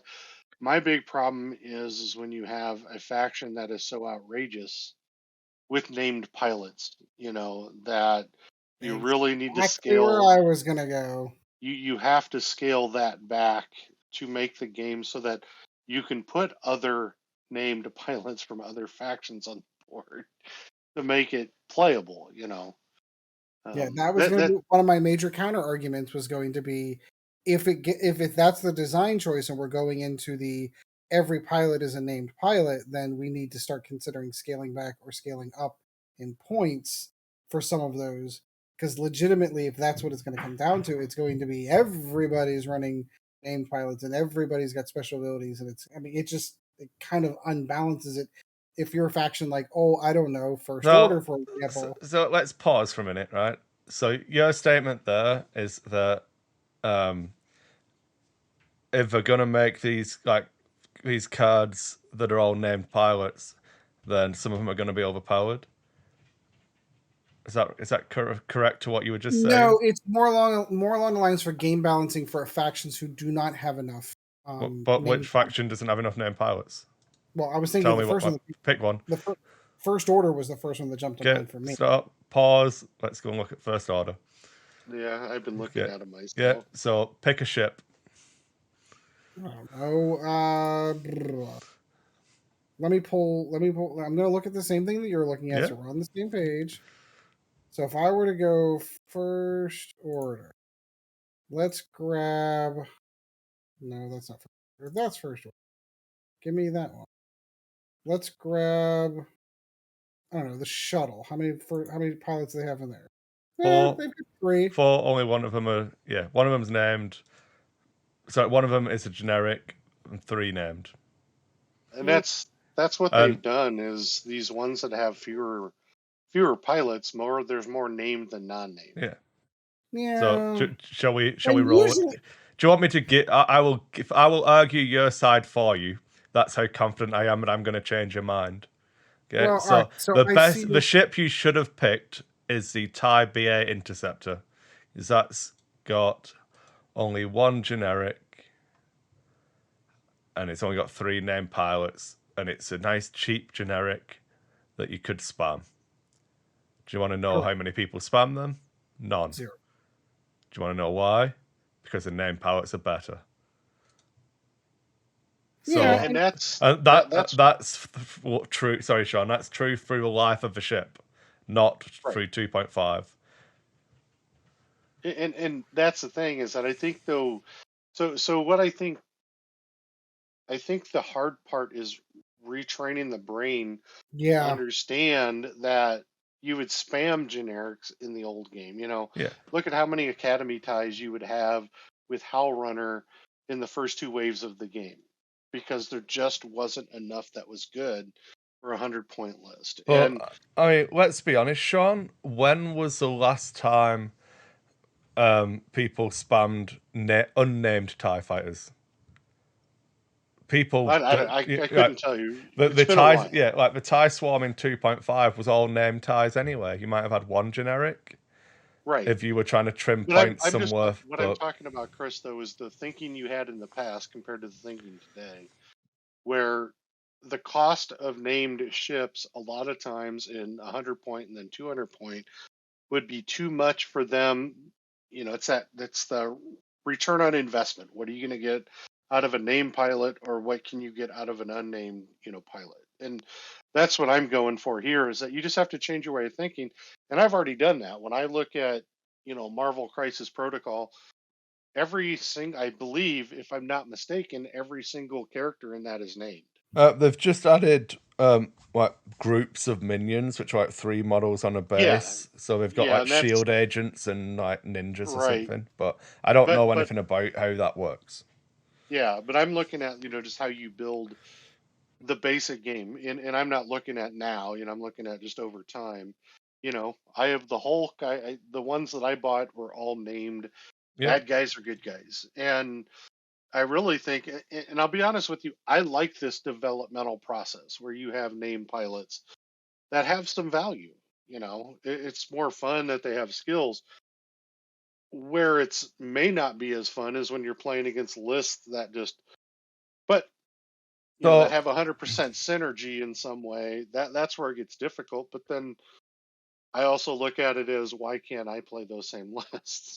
So the difference for me, Sean, and so go on, Ed, you go. Oh no! I was just agreeing. Yeah. So the point for me, which I was going to argue against for where I thought Ed was going, is that I don't actually think X-Wing players want generics. They'll tell you they want generics, but they don't. At no point have we ever allowed a good generic list to remain a good generic list. It's just never been allowed. Yeah, I agree. Right. We don't Well, want generics to be it good. did in the beginning. I think what happened is the rock, paper, scissors in the No, beginning. no, no. I'm going to push against this because, like, you can't talk about Wave 1 and everyone was happy with TIE Swarms. No. I'm talking about Wave 2, Wave 3, Wave Yeah, 4. but that's why the because game was irrelevant before Wave 4, though, Sean. It wasn't a real competitive game. I agree with that Yeah, too. yeah. I do agree with that. Yes. Like, But even down the road though, when you hit Wave 4, Wave 5, Wave 6, it's the rock, paper, scissors element that came out when they would release new ships that would take other ships out of the game. As an example, 27, 16, 15, 16, 17, you had the viability of the Han lists that took out. but that's not a generic list, so Sean. That's what I'm talking about. No. But you You, had you did have generic lists. I mean, when I see what people played when they played B wings and Y wings together I and was just things gonna like say that. 4B1Z was a pretty darn competitive list for a while. Yeah. but people were, and that's my point. People didn't like it. People weren't Well, no, happy, I but that was agree. good. I agree with you in that. That Yeah, people would play it, people would say we want them, but people would bitch about them at the same time. yeah. At no point has there been a top tier generic list that people were happy with and like, oh, that's great. I love it when I play all of my name pilots and get shit on by these generics because they're so efficient. Like, Yeah, no, I agree. none of the archetypal names are complementary. Like, Rebel Beef isn't an appealing name for something, is it? Like, compare the name Rebel Beef to Squad of Legend for Imperial side. Yeah. So at the start of 2.0, you've got Squad of Legend or Rebel Beef. Which one of those sounds like the more appealing list to play? No, I agree. No, Like, I agree. just the entire mentality around the X-Wing player base is that, yeah, we want efficient generics because it adds another aspect to the... No one does. People want to think that generics were efficient so that when they flew around the side of them and killed them with their aces, they were good. Not that the generics were shit. No, I agree. And I'm not trying to be insulting to ace players because I do it as well. But I think, like, I don't think there's any issue. And by removing generics, this is where we were kind of moving the point on to and what Sean was mentioning about what he likes about the current way that we're doing it and how AMG's approach has changed. Now, if you say, if you want to play generics, you can. This is what they cost. No, it's not efficient. We agree. So don't do it. But as soon as you remove the fact that generics have to be costed correctly as a concern, that opens up for costing to do all of the name pilots correctly. So you can actually say, this is the best pilot and it costs this many points because this is how many points it's worth. This is the second best pilot. This is the third best pilot. Oh, the generic's actually the fourth best pilot, but I can't cost it at this because you could take 7 of them. Yeah. No, As soon as you put a breakpoint of like, oh, I don't need to be able to run X of these. Like, how many times have we discussed a ship and said it gets silly before it gets good? Yep. I was just gonna ready to bring that argument up. Yeah, and like, I don't think to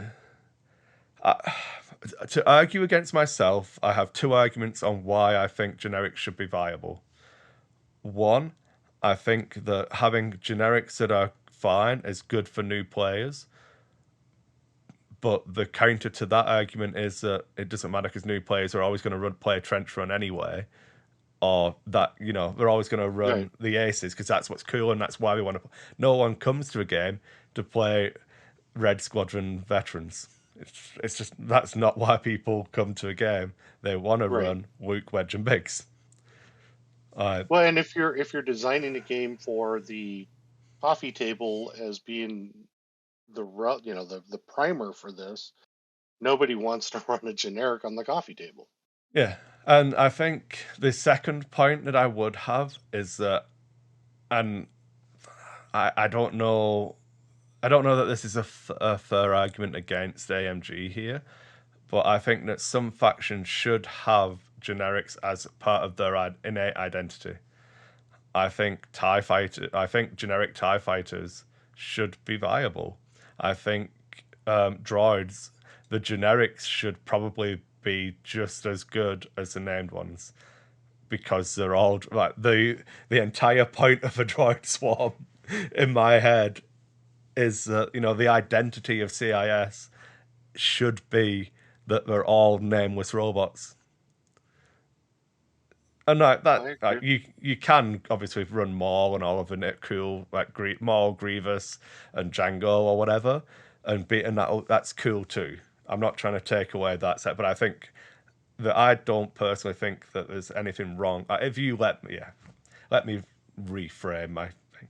If I was in charge, I would allow CIS to have good generics. How about that as a statement? I don't think that's wrong. Yeah, because they're going to spam. You know, that's the whole concept, right? Yeah, But for example, Resistance, I don't think the Resistance should have good generics. I think every Resistance ship should have a name, and it should be a hero fighting against the tyranny of the galaxy, because that's their identity. Yeah, I could see that. You know what I mean? I'm not saying we should get rid of all generics. I think that we should be more careful about where we allow generics to be good, and that comes all down into your design philosophy and everything like that. But yeah, so I don't think generic Z95 Headhunters for Republic should be good. So I don't think Warthog will ever have a place, which should close out us talking about Warthog and allow us to move on to Hawk. Well, we're going to get there eventually. All right, Hawk is coming in. Seamless transition. Seamless. 100%. Hawk coming in at Initiative 4 at the start of the end phase. Each friendly ship at 0 to 1 range that has revealed a maneuver of speed 3 to 5 may gain 1 strain token to perform a barrel roll or a boost action. So I'm just going to say before we go into this, I love how you start reading these as if they're first edition cards and you're really excited, and then you get further and further into the number of words in there and you're like, oh fucking hell, FFG, why did you do this to me?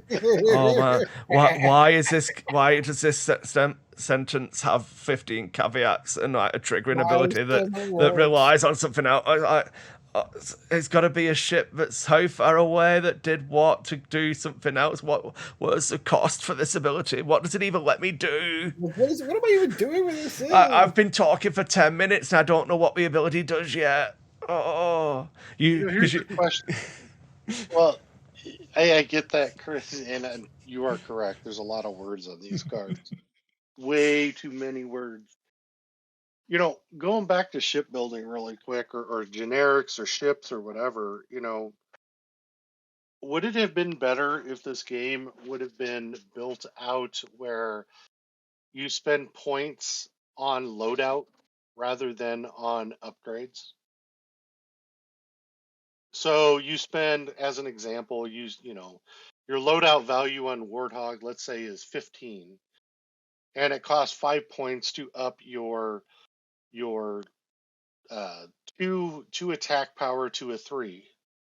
Or I know what you mean. You get what I'm talking about? You know, rather than having so you just have 1,000 cards, you'd have a small grouping of cards that would enhance, like torpedoes and missiles. So basically, hull upgrade, shield upgrade for every stat line, effectively. Potentially, yes. Yeah. You could buy those rather than spending cards on, or spending points on, you know, trying to line up 10 cards because that's what your ship can handle. You would actually build out your actual stats on your ship with points, and then have potential point spending towards an EPT, you know, or whatever they're called now. You know, instead of having all of this extra chaff in there, you could basically add torpedoes and missiles, or a pilot skill that instead of having the one on the card, you can add a pilot skill.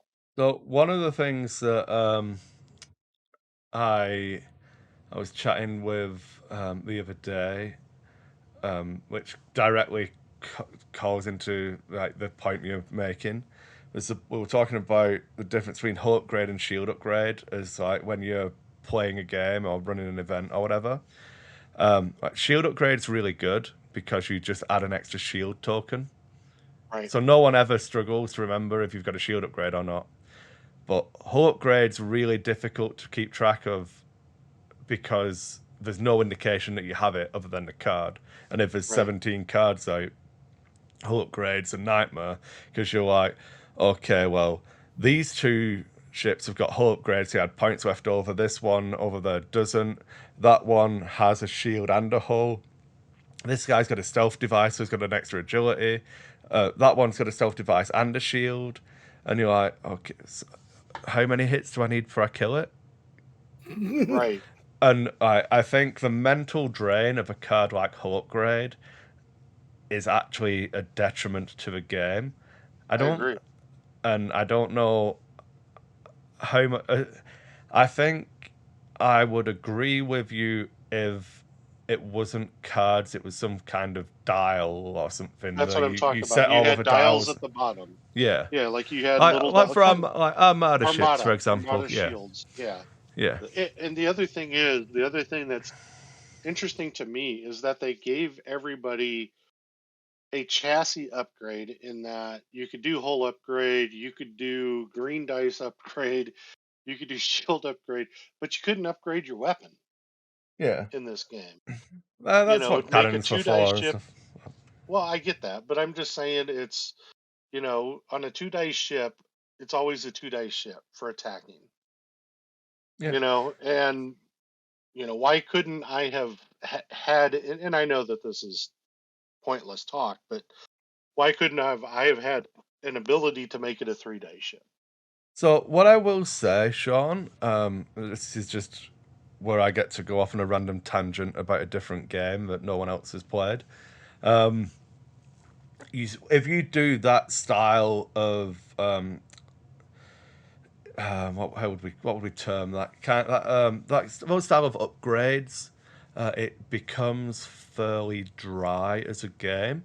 For example, Epic 40,000 was a version of the Epic game system for Warhammer that was after Adeptus Titanicus and Space Marine. Then they did Epic 40,000, and then it went to Epic Armageddon, and now it's Adeptus Titanicus again. But Epic 40,000 came at a time where there was a million different like units, and Adeptus Titanicus was just Titans fighting each other, but they had like D100 tables for where your hits were and the damage went through, and it was a lot of minutiae and detail to the game. Then Space Marine worked in cohort with it in that it added the infantry and the tanks, so you could have infantry formations, and you could go down to this infantry formation has got anti-tank weaponry. This one's got, and you're talking about 6mm models here on the table. Like, It's a really, really cool game, by the way. yeah. And then it was just overly complex, and you spent more time referencing tables and like hit locations than you did playing the game. So for Warhammer 40,000, no, Epic 40,000. What was it? It was Epic 40k. Yeah, Epic 40,000 is the version I'm talking about. They effectively, every upgrade just moved you down a firepower column. So it's like, oh, I'm going to add this weapon. Okay, so you get +1 to your firepower level. And then I've got 2 of them, so that gives you another plus. And it just moved you down a table. And all it was like this number compared to that number, and you roll this dice. And it felt very bland and very dry as a game, and was very unpopular compared to the popularity of a game like Adeptus Titanicus and Space Marine. So when they redid it again, they removed a lot of that and added some like minutia back in with Epic 40,000, Epic Armageddon. Jesus, too many different versions of that game. Way too many. Yeah, but that would be my fear. If you go that way, it becomes very, very dry. Like, I think most ships would just bump up the red number first, then you bump up like if the You'd green bump up the red and green. You'd bump up red and green first. like you do to a point. I think you bump up red until they wouldn't let you. Then whatever you had left, you'd take green because the green number's tied exponentially to, not exponentially, the other way around. The higher a red number, the bigger a green number has to be Right. of any value. Like, Because of the way the dice are designed. yeah, because I'm canceling. It's 7 versus 6. Yeah. Yeah, I'm cancelling. Well, it's not even the way. It's because I'm rolling a static number against the number of results you got. So if I'm only ever rolling one dice, I can only ever roll one dice. It's not like a game like Legion, where my defense die are tied to a number of hits you got. So in Legion, if I shoot at you with my 5 attack dice and they all hit, I then roll 5 defense dice. Yeah. If I roll my 5 attack dice and only get 1 hit, I then only roll 1 defense dice. X-Wing doesn't work like that. It's static numbers. So the value of a 5 dice or a 6 dice attack is exponentially more against a 0 agility ship compared to a 4 agility ship. Yeah, no. And I understand exactly what you're talking about. My big thing is just there's a lot of cards on the table in this fucking game. Yeah, I mean, I think this because you'd put limitations. This chassis cannot have more than 3 red dice. It starts with 2 and you're buying one. That's what, but so given the game we currently have, rather than like reinventing the wheel, I think a better solution would be to reduce loadout value across the board to make it so that there's less cards on the table. I agree with that too. I do agree with that. Like there are solutions to the problem you're talking about, and I think a lot of it is kind of trying to find that balance in that we are in version 1 my question wasn't about that. My question was, if they were doing it again, would it be better to do that? Not with the current state of the game and the way the game is played. If they reinvented the game, my opinion would be it would be better to build chassis rather than have 8,000 cards that you have to track to build a ship. That's just me personally. I don't think it would be better or worse. I think it would be different. And I think that if you were doing it again, you'd design in such a way that you didn't need... So like, loadout value to me at the moment is one of the knobs that you get to turn for balance. Right. And because a lot of the ships are fucking terrible, you have to turn that knob quite a long way before it has an effect. I mean, are we all still on the first order page? Or whatever. Let's look at the... where are we? What's the use? What are the useless abilities? I'm trying to think of a pilot. So Contrail is a perfect example here. Contrail is... People will argue that Contrail's ability is... No, in fact... No, I've got the best example. Go to Scum. And then we're going to go to Mining Guild TIE Fighters. Mining Guild. Then we are going to go to Overseer Yushin. There's a lot of words here, so bear with me. Before a friendly ship at range 1 would gain a disarm token, if that ship is not stressed, you may spend 1 of your recurring charge. If you do, that ship gains 1 stress token instead. It's an Initiative 2 TIE Fighter that lets a different ship that has to be at range 1 of it gain a stress token instead of a disarm token. That ability is fucking atrocious. What amount of loadout do you have to be able to give this Initiative 2 TIE Fighter to make up for the fact that this ability is so much worse than Captain Seevor, for example? And the only way I would ever field Overseer Yushin is if I really wanted to fly ships that added up to 18 points, and Overseer Yushin was the only 2-point ship in the faction.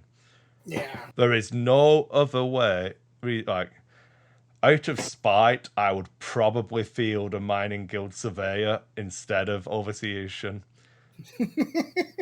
Like, I'd rather not. I would, in honesty, like if you without actually pandering and like the banter side of the podcast, I would rather pay 3 points for a mining guild sentry at initiative 1 than pay 3 points for overseer Shun with 6 points of loadout. Yeah. Because I would value the initiative 1 over the initiative 2 with the ability and loadout. Yeah, I agree. So I would never. That's how bad those words are on that ability.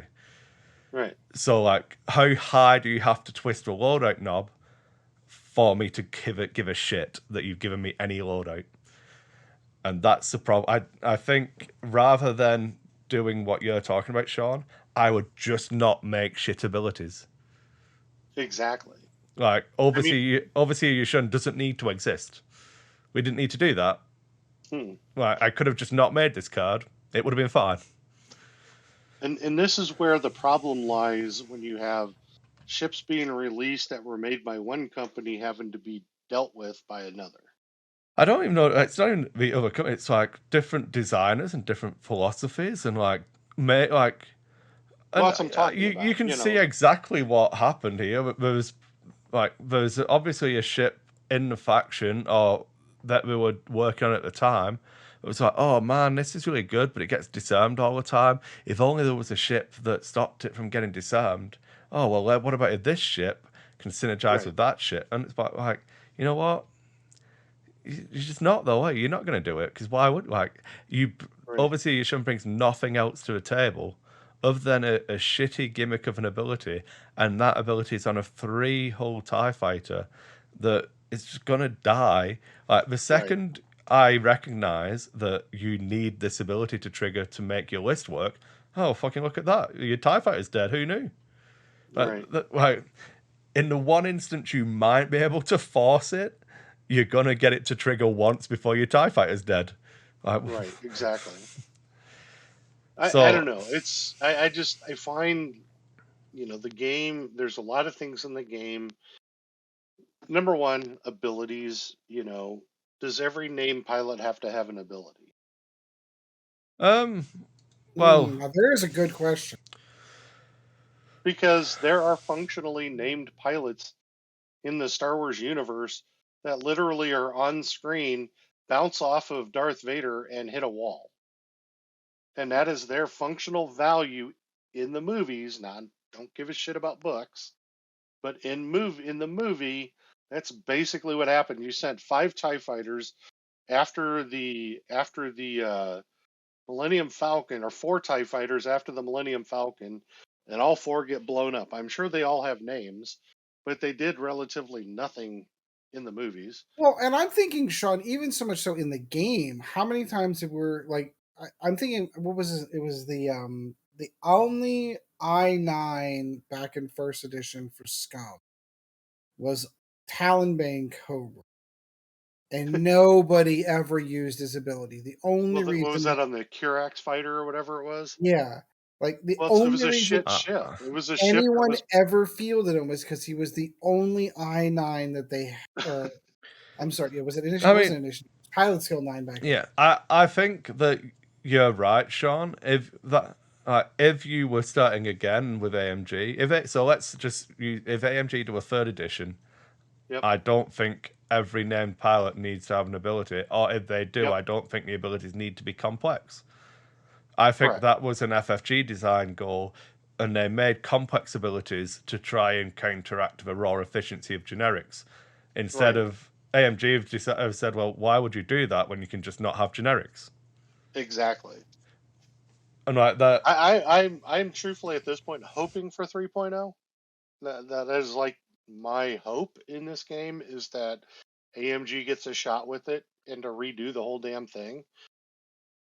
I don't know if it'll happen or not, but that's my hope, because I hope to see a lot of this stuff go away that has, I don't know, at this point there's just too many ships, there's too many things going on in the game that kind of take away from it, where you're no longer playing You're no longer playing a dogfight game. You're playing a dogfight game that has objectives. That has another whole element in the game that 3/4 of the ships with names that have abilities probably will never see play because they don't do well in this new environment. It's the back of the book Well, again. and I could see like specific pilots getting abilities changed that actually affect the mission, Thank uh, you. that That that affect like that create the purpose of the game. right, Their purpose now, right now, you're using pilot abilities in a game that they weren't designed for. right. So, like for example, like if there was a pilot that said, when you go to claim an objective, you automatically claim the objective. You don't have to roll for it. Like the bane of my existence when I'm trying to flip those. I Oh reckon it's just shit! Oh yeah, like shit! Trying to I roll a would die against Kris, especially, who has 8,000 force points. No, I'm right. kidding there, But but I agree with this statement. Like legitimately, like there are pilot abilities that no longer function the way that they were designed to, or they were designed to function in a very different game than what it is now. I right, 100% agree with this. and that's They why could for fix that though. They could honestly fix that with those pilot packs. Like instead of like and I'm gonna pick my boy instead of Vader's ability doing X, it does Y. Like they right. just they release a new pilot pack for every faction in the game that then changes their abilities. Now I don't know how that functions with their contract with LFL. Again, we're operating under old information the way that it used to be with the contract with FFG. Like if they were going to do a new printed card, it had to go through LFL and they had to approve it before they were allowed to print it. So I mean, so they can't errata abilities flat out like that, but they The kind of errata did. the I was Nantex. going to say, but they kind of did. But the way that I look at it is, it'd be cool to see a guy like Vader who can blow up a planet with his mind, be able to pull the satellite to him and be Yes, able to capture, that would be a neat ability in the current state of the game. Now I understand AMG chose to change the game into this current state, correct. knowing that all of these ships are the way that they are, and they did points differently and loadouts and all that stuff. But when I see ships like this coming out, it's just they're I'm not compelled in any way. Like there's nothing that the current state of the game has that makes me excited for these ships. Like I'll go out and I'll buy a lot. Truthfully, to me, I'll buy a lot because they're cool. I bought um, god dang it, the Gauntlet. the Mandalorian's ship, Yeah, Oh yeah, the assault Razor Crest, craft. the Razor Yeah. Razor Crest. Crest. So I went out and bought that because I think it's a cool ship. I don't think it's totally viable for the current state of the game, but I think it's a cool looking ship. Well, and we had this conversation. We legitimately had this conversation at the tail end of first edition, where had the game reached the point where there was just so much bloat, like how many, Hmm. like similar to the argument we just had whenever we had about with the Z95 coming into Rebels, like, well, how many more two attack dice ships can you add to this faction? Like, it's not exciting. Like, it doesn't fill a role. It doesn't fill a need. Like, at some point in time, there's going to be ship bloat to the point where like any new ship, like unless it does something completely off the wall bonkers, doesn't have a role in the faction that it's going into. I totally agree with that. Yeah, Like I said, for me, I think that they could genuinely fix this with pilot pack upgrade cards that were exactly. designed for 2.5. I And then agree. you have some of these pilots that now have either useless abilities or abilities like Chris was pointing out that now that if that pilot got a new card with a different title underneath of it that said automatically flip objectives, all of a sudden that pilot, which was I mean, useless, now becomes what I'm gonna say, Ed, is I think the correct solution to what you're talking about is that you just modify the scenario rules to say you just you just flip it, because why is that well, random? Genuinely, why is that a random chance, AMG? Why would you do that? Like, yeah. because so talking about that, so I think we can all safely agree that we're not talking about clone Z95s anymore. We've moved on. Get a grip. Hawk exists. It's okay. Cool. Yeah, we're not going to use him. He lats better because he's got all the loadout. So this pilot will never see play because him in the lat exists and it's better. Unless you're not Cad running a Bane's in lat, the game. whatever. Yeah, cool. Ted, We'll talk about that next week. Don't worry about it. Okay. Because Kris and I want to talk about this. Not that. We've been talking about this for an hour now. So for an hour, yeah. It's been an hour, yeah. That's true. We basically talked about the state of the game for an hour. But, I mean, that's good. It's still X-Wing talk, you know? 100%. But so we're talking about Scramble, the transmission. Specific. When it's unclaimed, it is automatic when you spend the action. But if it is claimed and your opponent tries to claim it, it automatically goes to a neutral state. Then you roll a die, and on any paint result on a red dice, it becomes the person who did the action. So me and Ed are playing. I'm blue, Ed's red. It's blue. Ed tries to claim it. It goes to neutral. Then he rolls a dice. If he gets any paint, it goes to whatever color I said Ed was. I forgot. I agree. Failed every 5 times. Yeah, why is that random? But why? What does that add to the game? Because all that happens is when you fail, I feel bad. If you failed twice in a game, which gave me that exponential lead, which is one of the reasons why I won. It's the same thing that happened to me too, Kris. And it's like I don't get to feel good about you. It's like, yeah, you rolled a dice and it didn't come up the correct result. I'm so good. Yeah. Like, I think the thought process behind it is probably some sort of balancing issue to say that an objective isn't flipping 3 times or 4 times in a turn. Like, oh, my ship got here. So now it's why isn't it? I mean, it could but still. It should. It actually should. I mean, I agree. There's levels of randomness that add to the game, like attack dice and defense dice on attacks, as not just dealing out set numbers of damage for every ship attack, like not having to reference a chart for my 3 attack dice ship is now going to shoot at your 2 attack dice ship. I am at close range and have you target lock. That gives me a +4 modifier to my 3 attacks. When I reference that to the range and the fact that you're behind an asteroid and you've got stealth device means that you have a defense of 6, I reference this on the table in page 17 and I deal 1 damage to you. That just seems like the fucking dullest thing ever. I want to roll dice, okay? But when I've got to, like, you saw how many times I do it when I'm flying my 4-ship list. 2 ships will go to try and claim one of your objectives because I don't want it to be random. I get it. And then my first ship will do it and my second ship will sit with its thumb up its ass. Like, I'm playing against the randomness because I have to, and like that's fine. If that's the reason, great, okay, well done. I'm ahead of the game because I'm already playing against the randomness. But it's not a 50-50. If it was 50-50, I could understand. This is the gas cloud for rolling for strain argument all over again, of why it's these weird choices of results. You want it to be random, but you want it to happen more often than not. Well, fuck off. Either make it happen or make it random. Or make it not, yeah. Like, because it's one of those, okay, Ed, we're going to play a game. We're going to roll a D100. And if you roll a 1, you lose. If I roll anything else, it's fine. Yep. Oh, look at that. It came up. I'm playing D&D. The critical fail on that 1 comes up 5% of the time. Yeah. Hey, Ed, This was the greatest redirect onto the next ship ever. I don't even know if we're covering it at this point. Are we? Just giving you crap there, Kris, because that was funny. Just like I just don't. Why? It just feels bad. Like all having this scenario feature that is a random roll does is introduce the opportunity for us both to feel bad about what came up on the face of your dice.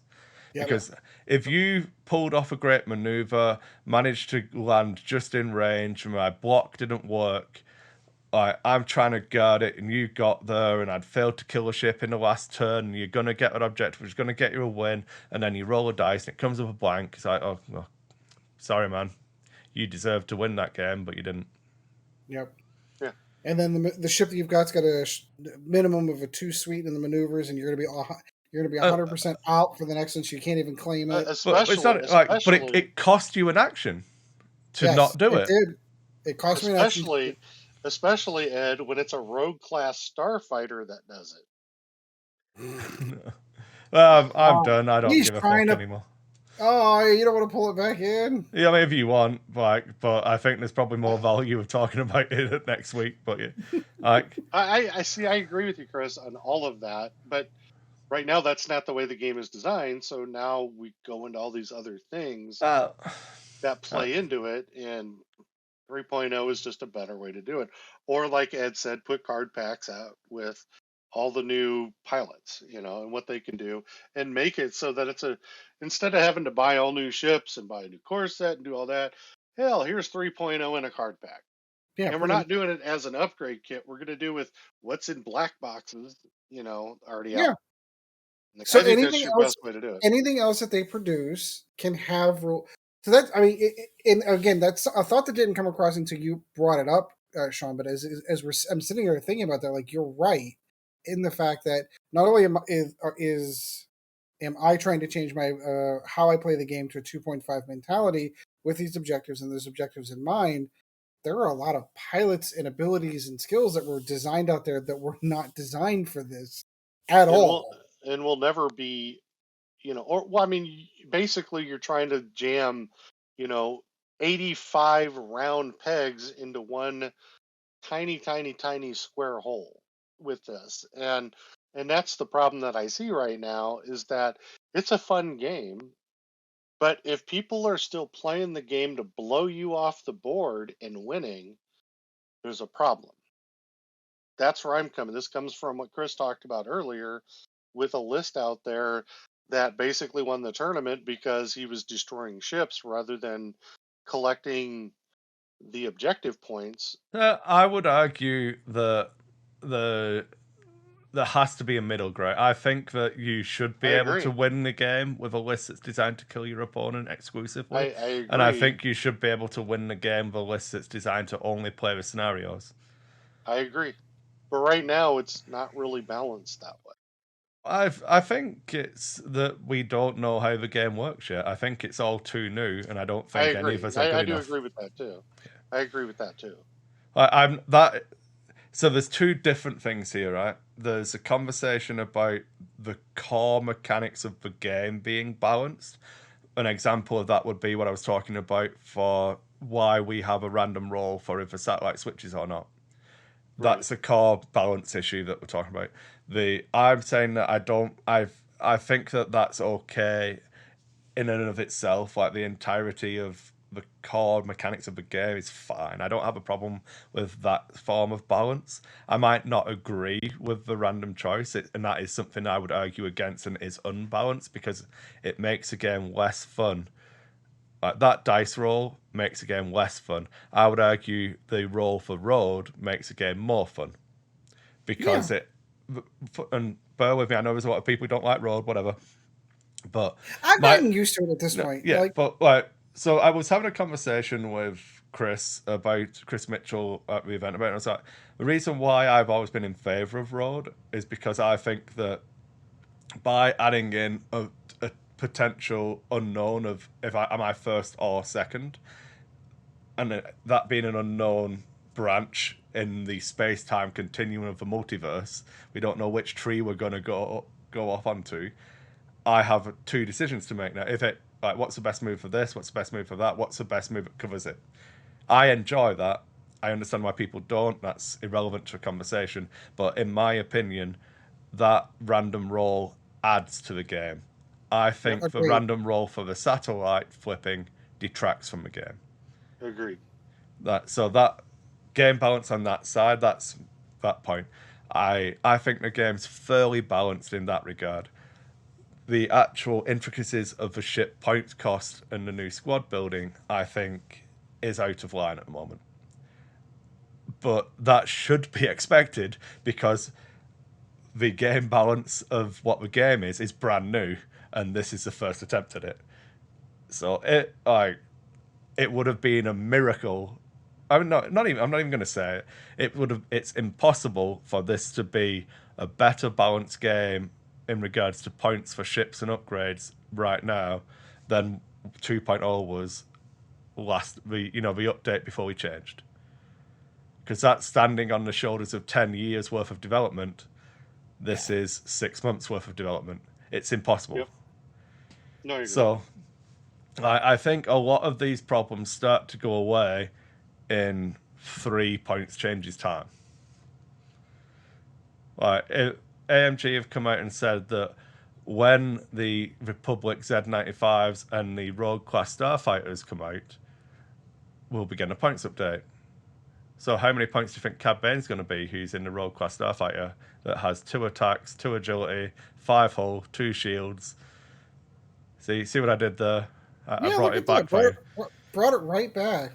Cad Bane, the infamous bounty hunter, is Initiative 4. He's a Rogue Class Star Fighter. He's got a focus linked into a red boost. He's got a focus linked into a red barrel roll. He's got an evade linked into a red barrel roll, a white target lock, and a red boost. His ability is, after you perform an attack that hits, you may spend 2 charges to transfer 1 of your non-lock red or orange tokens to a defender. There's a couple of things I like about that when we look at it. Because hopefully he has the same ability and it's in Separatists, because it's a multi-faction pack in that it's Scum and Separatists. Because if he has this in Separatists, I'm going to use my Nantex to tractor beam him. Then I'm going to shoot you and give you a tractor beam token. Then I'm going to move you in the combat phase. Get fucked, losers. Yeah. Can't put you on rocks anymore, though. Thanks, AMG. And then the ship has the inbuilt ability, or the chassis ability, or just for Aaron Utley, if you're listening, which I know you aren't, the airframe ability. Because cars have chassis, aircraft have airframes. Dead to rights. While you perform an attack, if a defender is in your bullseye arc, the defense dice cannot be modified using green tokens. So it's the same abilities on the Kimagilla. Yeah. Which means you can't spend... can't spend focus, can't spend evade. You know what you can spend? Force. Force is okay. Yep. Yep. Force. Yep. Should have been a Jedi, loser. Yes, your midichlorian count was too low. That's right. You sore, sad human. Yeah, man. You got to go and drink at that other fountain over there for low metachlorian people.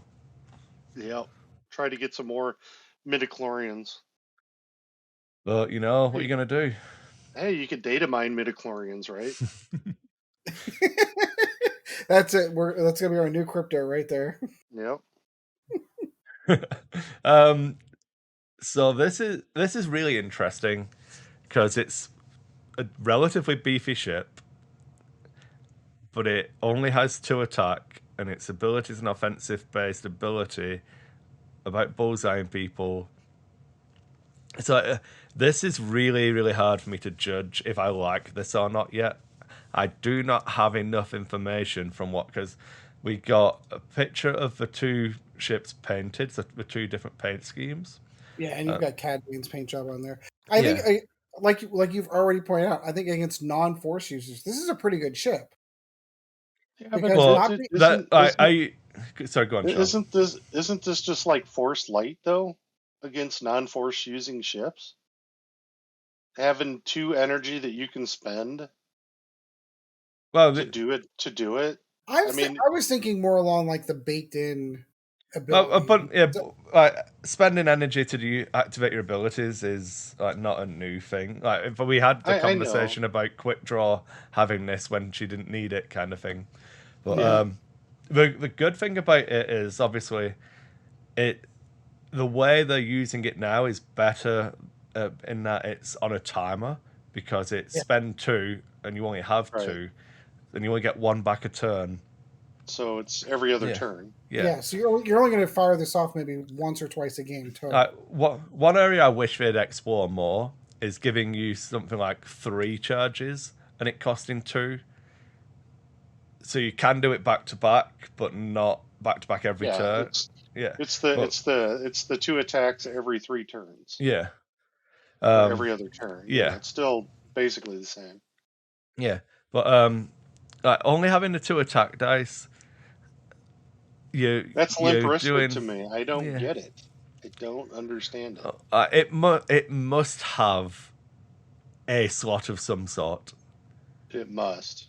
Like, I don't see this ship having an impact if it doesn't have something. Something. I Yeah. Like a missile, I like a torpedo. I don't know enough about it. I mean, I could look at a Wikipedia. I'm not going to, but I kind of want to have a cannon here. Ooh, If yeah. you give me a cannon slot and I can take an ion cannon or an auto blaster, because I think that gets real good real quick. Yeah, Yep. I agree. I would agree. But outside But of it's that, just I don't know. Cad Bane to me seems like somebody though who would be able to impact damage more than funky stuff. That's just me, you know.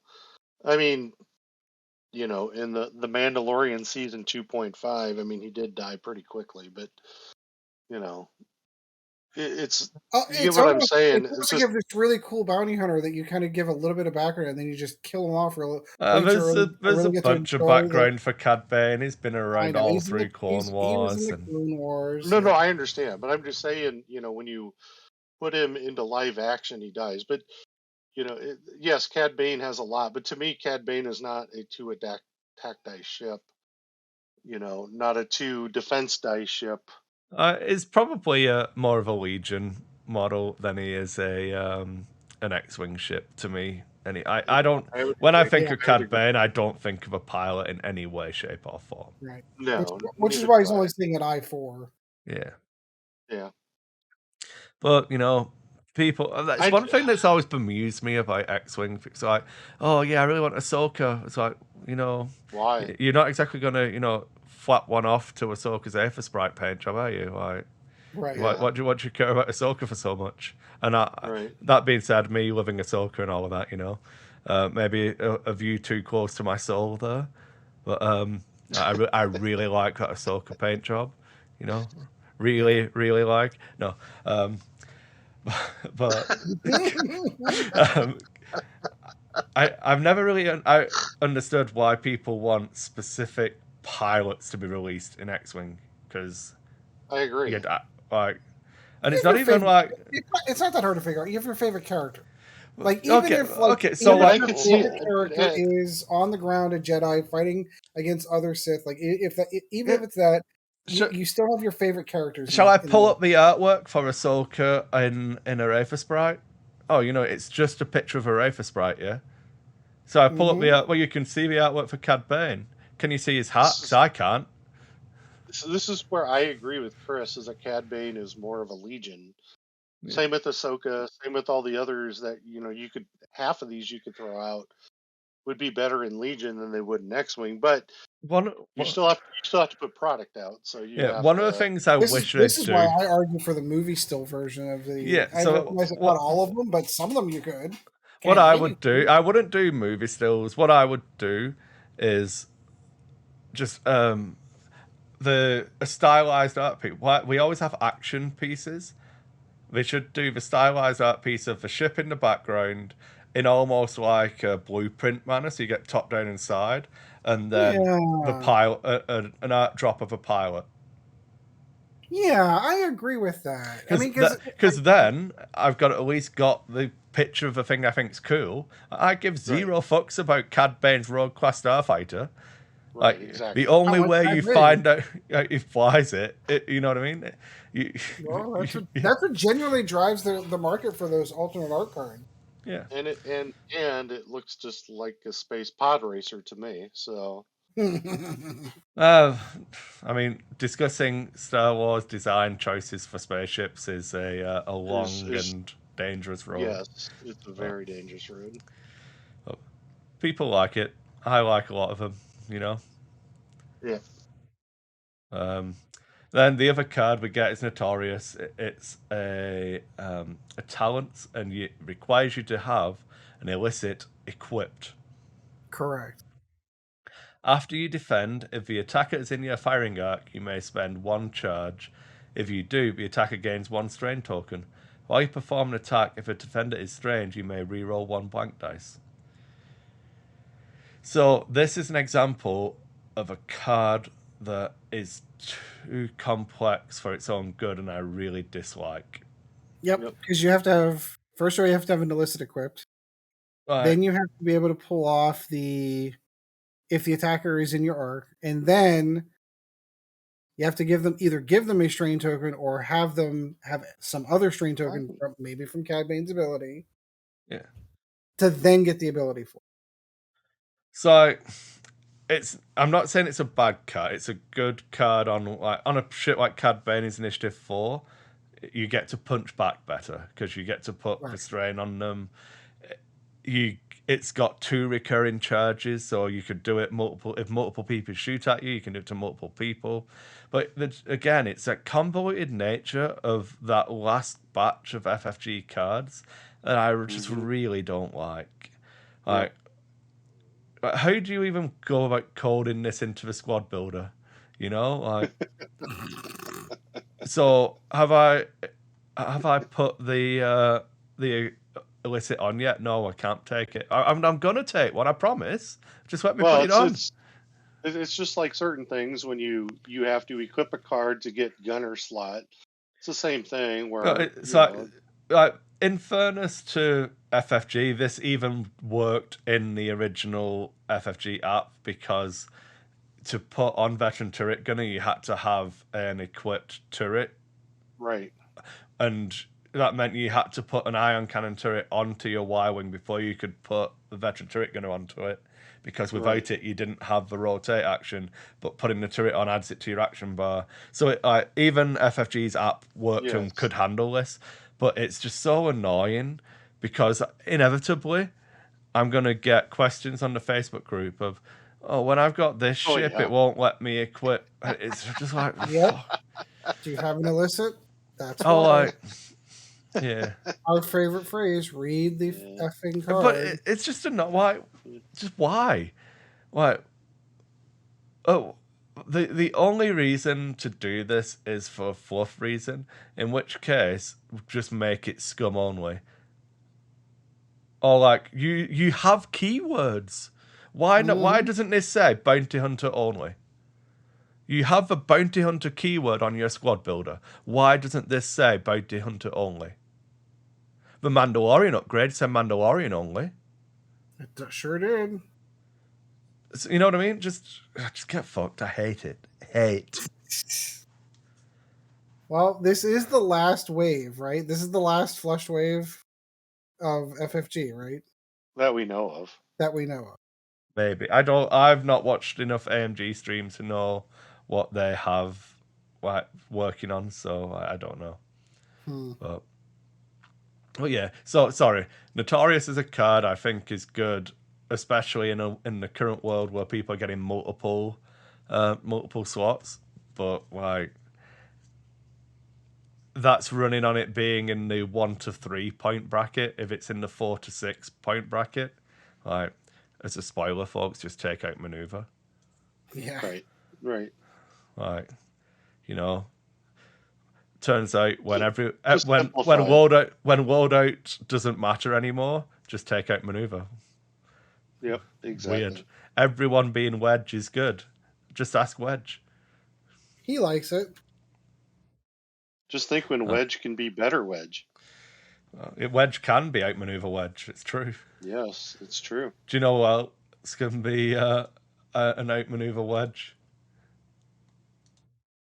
Let's just make sure I'm not lying. I'm pretty sure we had this conversation last time, but I'm relatively sure as I get to the bottom here. Oh, look. Luke can be outmaneuver too. Oh, yeah. You know what would make Wedge better? If he had 2 force. Sure would. Yep. Yay. Take out maneuver if you take one thing away from this episode. It's a good upgrade. It really is. Hey ho. Yeah, I have nothing else on the Rogue or Notorious, and I think we kind of rounded out the last of that other conversations. But feel free to keep going. I don't mind. It's not 13 minutes past midnight for me, so I don't care. It is for me. And I mowed my lawn today. I'm tired. Yeah, I'm gonna go play some Tron. So All right, well, let's go ahead and button this one up. Kris, I know you have some house cleaning you'd like to do. Yeah, as always, thanks to all of the patrons and all of the listeners in general, but especially the patrons. It's been really good. The last few months, it's been a big help, just keeping everything going. We do have the tokens are in Sean's hands now. Some of the ones in Canada will be getting sent to me. Sean was going to send them out to people in the US, so people should start receiving them relatively imminently, some point in the next week or two. Sorry, Suresh, it's probably going to take a bit longer for yours to arrive. What can I say? Australia's a ways to go. Yeah, it's not my fault. But yeah, it's been a big help. But you'll all get some cool Lack of Evade tokens. That's a 2021 token, I believe. I still have to do the 2022 token. So I don't think we decided on what I was going to be yet.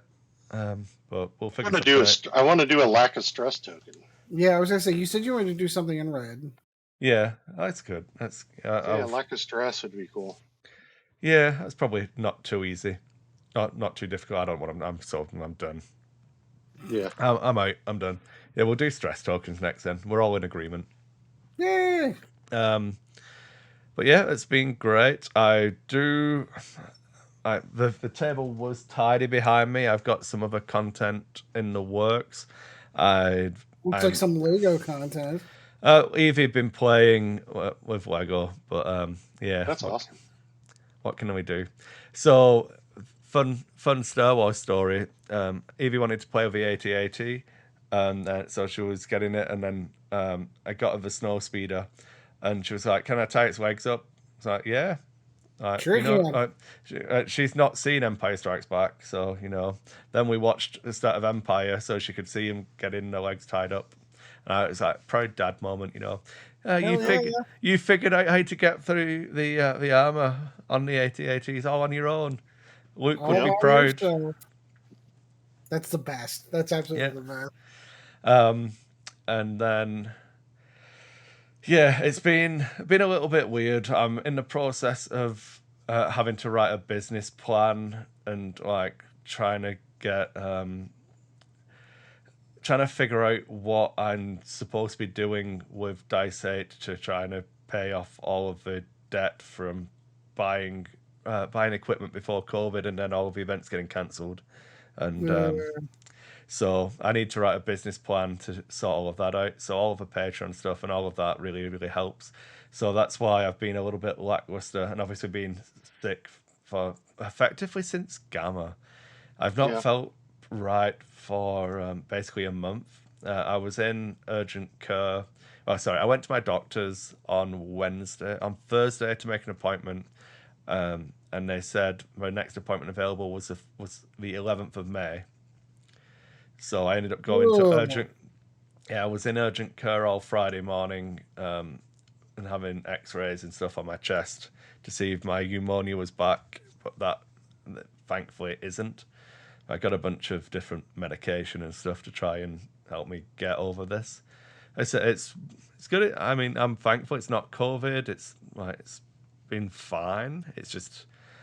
I'll start feeling a bit better, then I'll start trying to do stuff again and just push myself too much. So that's why I've been pretty done nothing effectively this week. I went to work last night and I went to work on Tuesday still because, me being sick doesn't make Jill any less pregnant. So right? We still need money. But outside, I cancelled my Arkham Horror games this week. We scrubbed recording. We scrubbed D&D. It's been relatively quiet in that regard. So I'm hopeful that after this weekend I can kind of get some rest. But Jill's picked up an overtime shift tomorrow on Sunday, so my mum might be taking Evie. I might get some rest tomorrow. But anyway, all of this whining about me being sick and my current life is just not an apology, just excuses for why the content I want to do isn't there yet. I've got all of these cool plans of stuff I want to be doing, but I just don't have the energy. Literally, I'm going to walk upstairs after we're done, and I'm going to need a rest again. Yep. Yeah, I've not exercised properly since Gamma. I've not put a bunch of weight back on, but I'm not like the weight loss has stopped. I'm just generally I'm overly grumpy, outside of the persona of being a friendly podcast host. He was mean to us before we got a recording. Don't let him be. No, he did not. He was absolutely not. I'll get on stage and slap you if you make that joke again. Keep my health out your fucking mouth. I did Bro. I watched some League of Legends today. My team Evil Geniuses. I've got my jersey on. Evil Geniuses got through to a final today. They beat Team Liquid, so that was cool. You saw that we can finally stop the debate of the Deontay Wilder Tyson Fury. That Tyson Fury won by TKO round 6. I saw. Finally stop having this fight. I've not seen the. Was it? It was. I didn't see the fight. Yeah, it was Dylan White, wasn't it? For the last one. Deontay Wilder was the one he beat him like 6 months ago, I think. Yeah, no, they fought again today. Is that today? I thought it was today. I thought it was Dylan White. And Tyson Fury beat him again. This time by in the 6th round. I'm gonna have to look now. I hate you. Not that I don't believe you. It's just I don't believe you. Here we go. Yeah, he knocked out White. I told you. Oh, was it White? Oh, yeah. I must have. Okay. Dylan White. Yeah. Tyson Fury hints he will retire after knocking out Dylan White to retain a WBC heavyweight title. Good. Yeah, because he's already had 3 fights against Wilder. Yeah. Was it 3 or 2? I can't remember. But yeah, it's already 2. You had the decision, and then you had the knockout. Yeah, and then he had this one where he won again. Yeah, but yeah, I knew he'd won. I've not watched any of it yet, so I've just not done anything today. Well, it was a weird time for me, so I didn't get a chance to see it. So I got I wasn't going to rant about it, but whatever. I was at work last night because someone tried to break into the store a few weeks ago and broke the back door. So we were trying to break into the after hours room, which is self-contained and has like steel doors that separate that from the rest of the store. Mm-hmm. So even if you get in there, there's not. Yeah. But they didn't make it through the door, so they just broke the door enough that we have to put it on a deadbolt now to be able to not set the alarm off. Which means that when X-Wing have got it booked for after hours, it's deadbolted, so they can't get in. So I've been going down to. So I'm going to be there anyway, but I've effectively been working, so I've had to come through the front door. So I was at the store last night working. I was doing some receiving, but then our guy who normally does the Games Workshop stuff was away on vacation this weekend, so he'd received it early and asked if I could put it out on the shelf Friday night, so it's on the shelf Saturday morning when new customers come in for new releases. Said yeah. So it got to midnight. I was like, fuck, I better do this before I forget. Yeah. Went to the Games Workshop boxes, which were over near Edward's desk where they all end up. And there was something open, opened them up. No Blood Bowl stuff. It's like, all right, okay, well, maybe he's put it in the GW Overstock room. Went in there, not in there. So I went through there was a bunch of sealed boxes. Maybe he forgot to receive it, or maybe he only received it, digitally and didn't actually open the boxes. So I went through it. So I spent like an hour trying to find this stuff. Eventually couldn't find it. But then I finished up all the other stuff I was supposed to be doing. So I only ended up leaving work at like 2 a.m, got home. So I got to bed at 3 a.m. And then I woke up this morning and could hear Evie playing. And I was like, oh, well, I don't feel too bad, actually. I'll get up now. I wonder what time it is. So I'd purposefully left my phone and taken my watch off and everything in the bedroom, and I slept in the spare room so I didn't wake Jill up because I've been coughing and stuff. Pushed the thing, and it was 1:15 in the afternoon. Ooh. So by the time I was like showered and up and ready and everything, it was already like 2:30, and I just wasted the entire day. So I just sat and watched League of Legends, and then was waiting for you guys so we could start recording. So this is the only thing I've done today.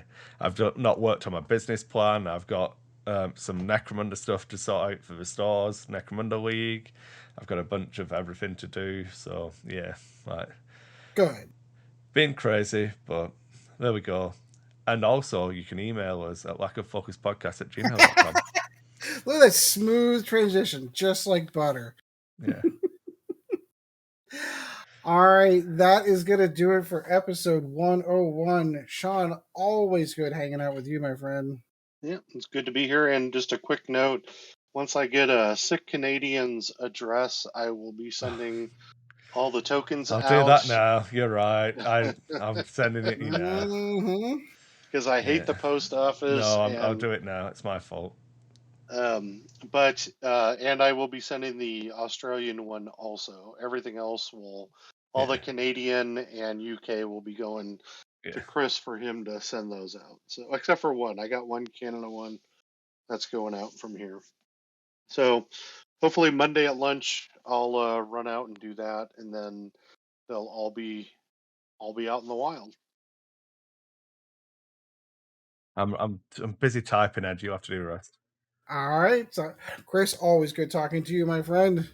Something. Good to be here. All right. So that is going to do it for this one. And until next time, guys, as always, fly casual.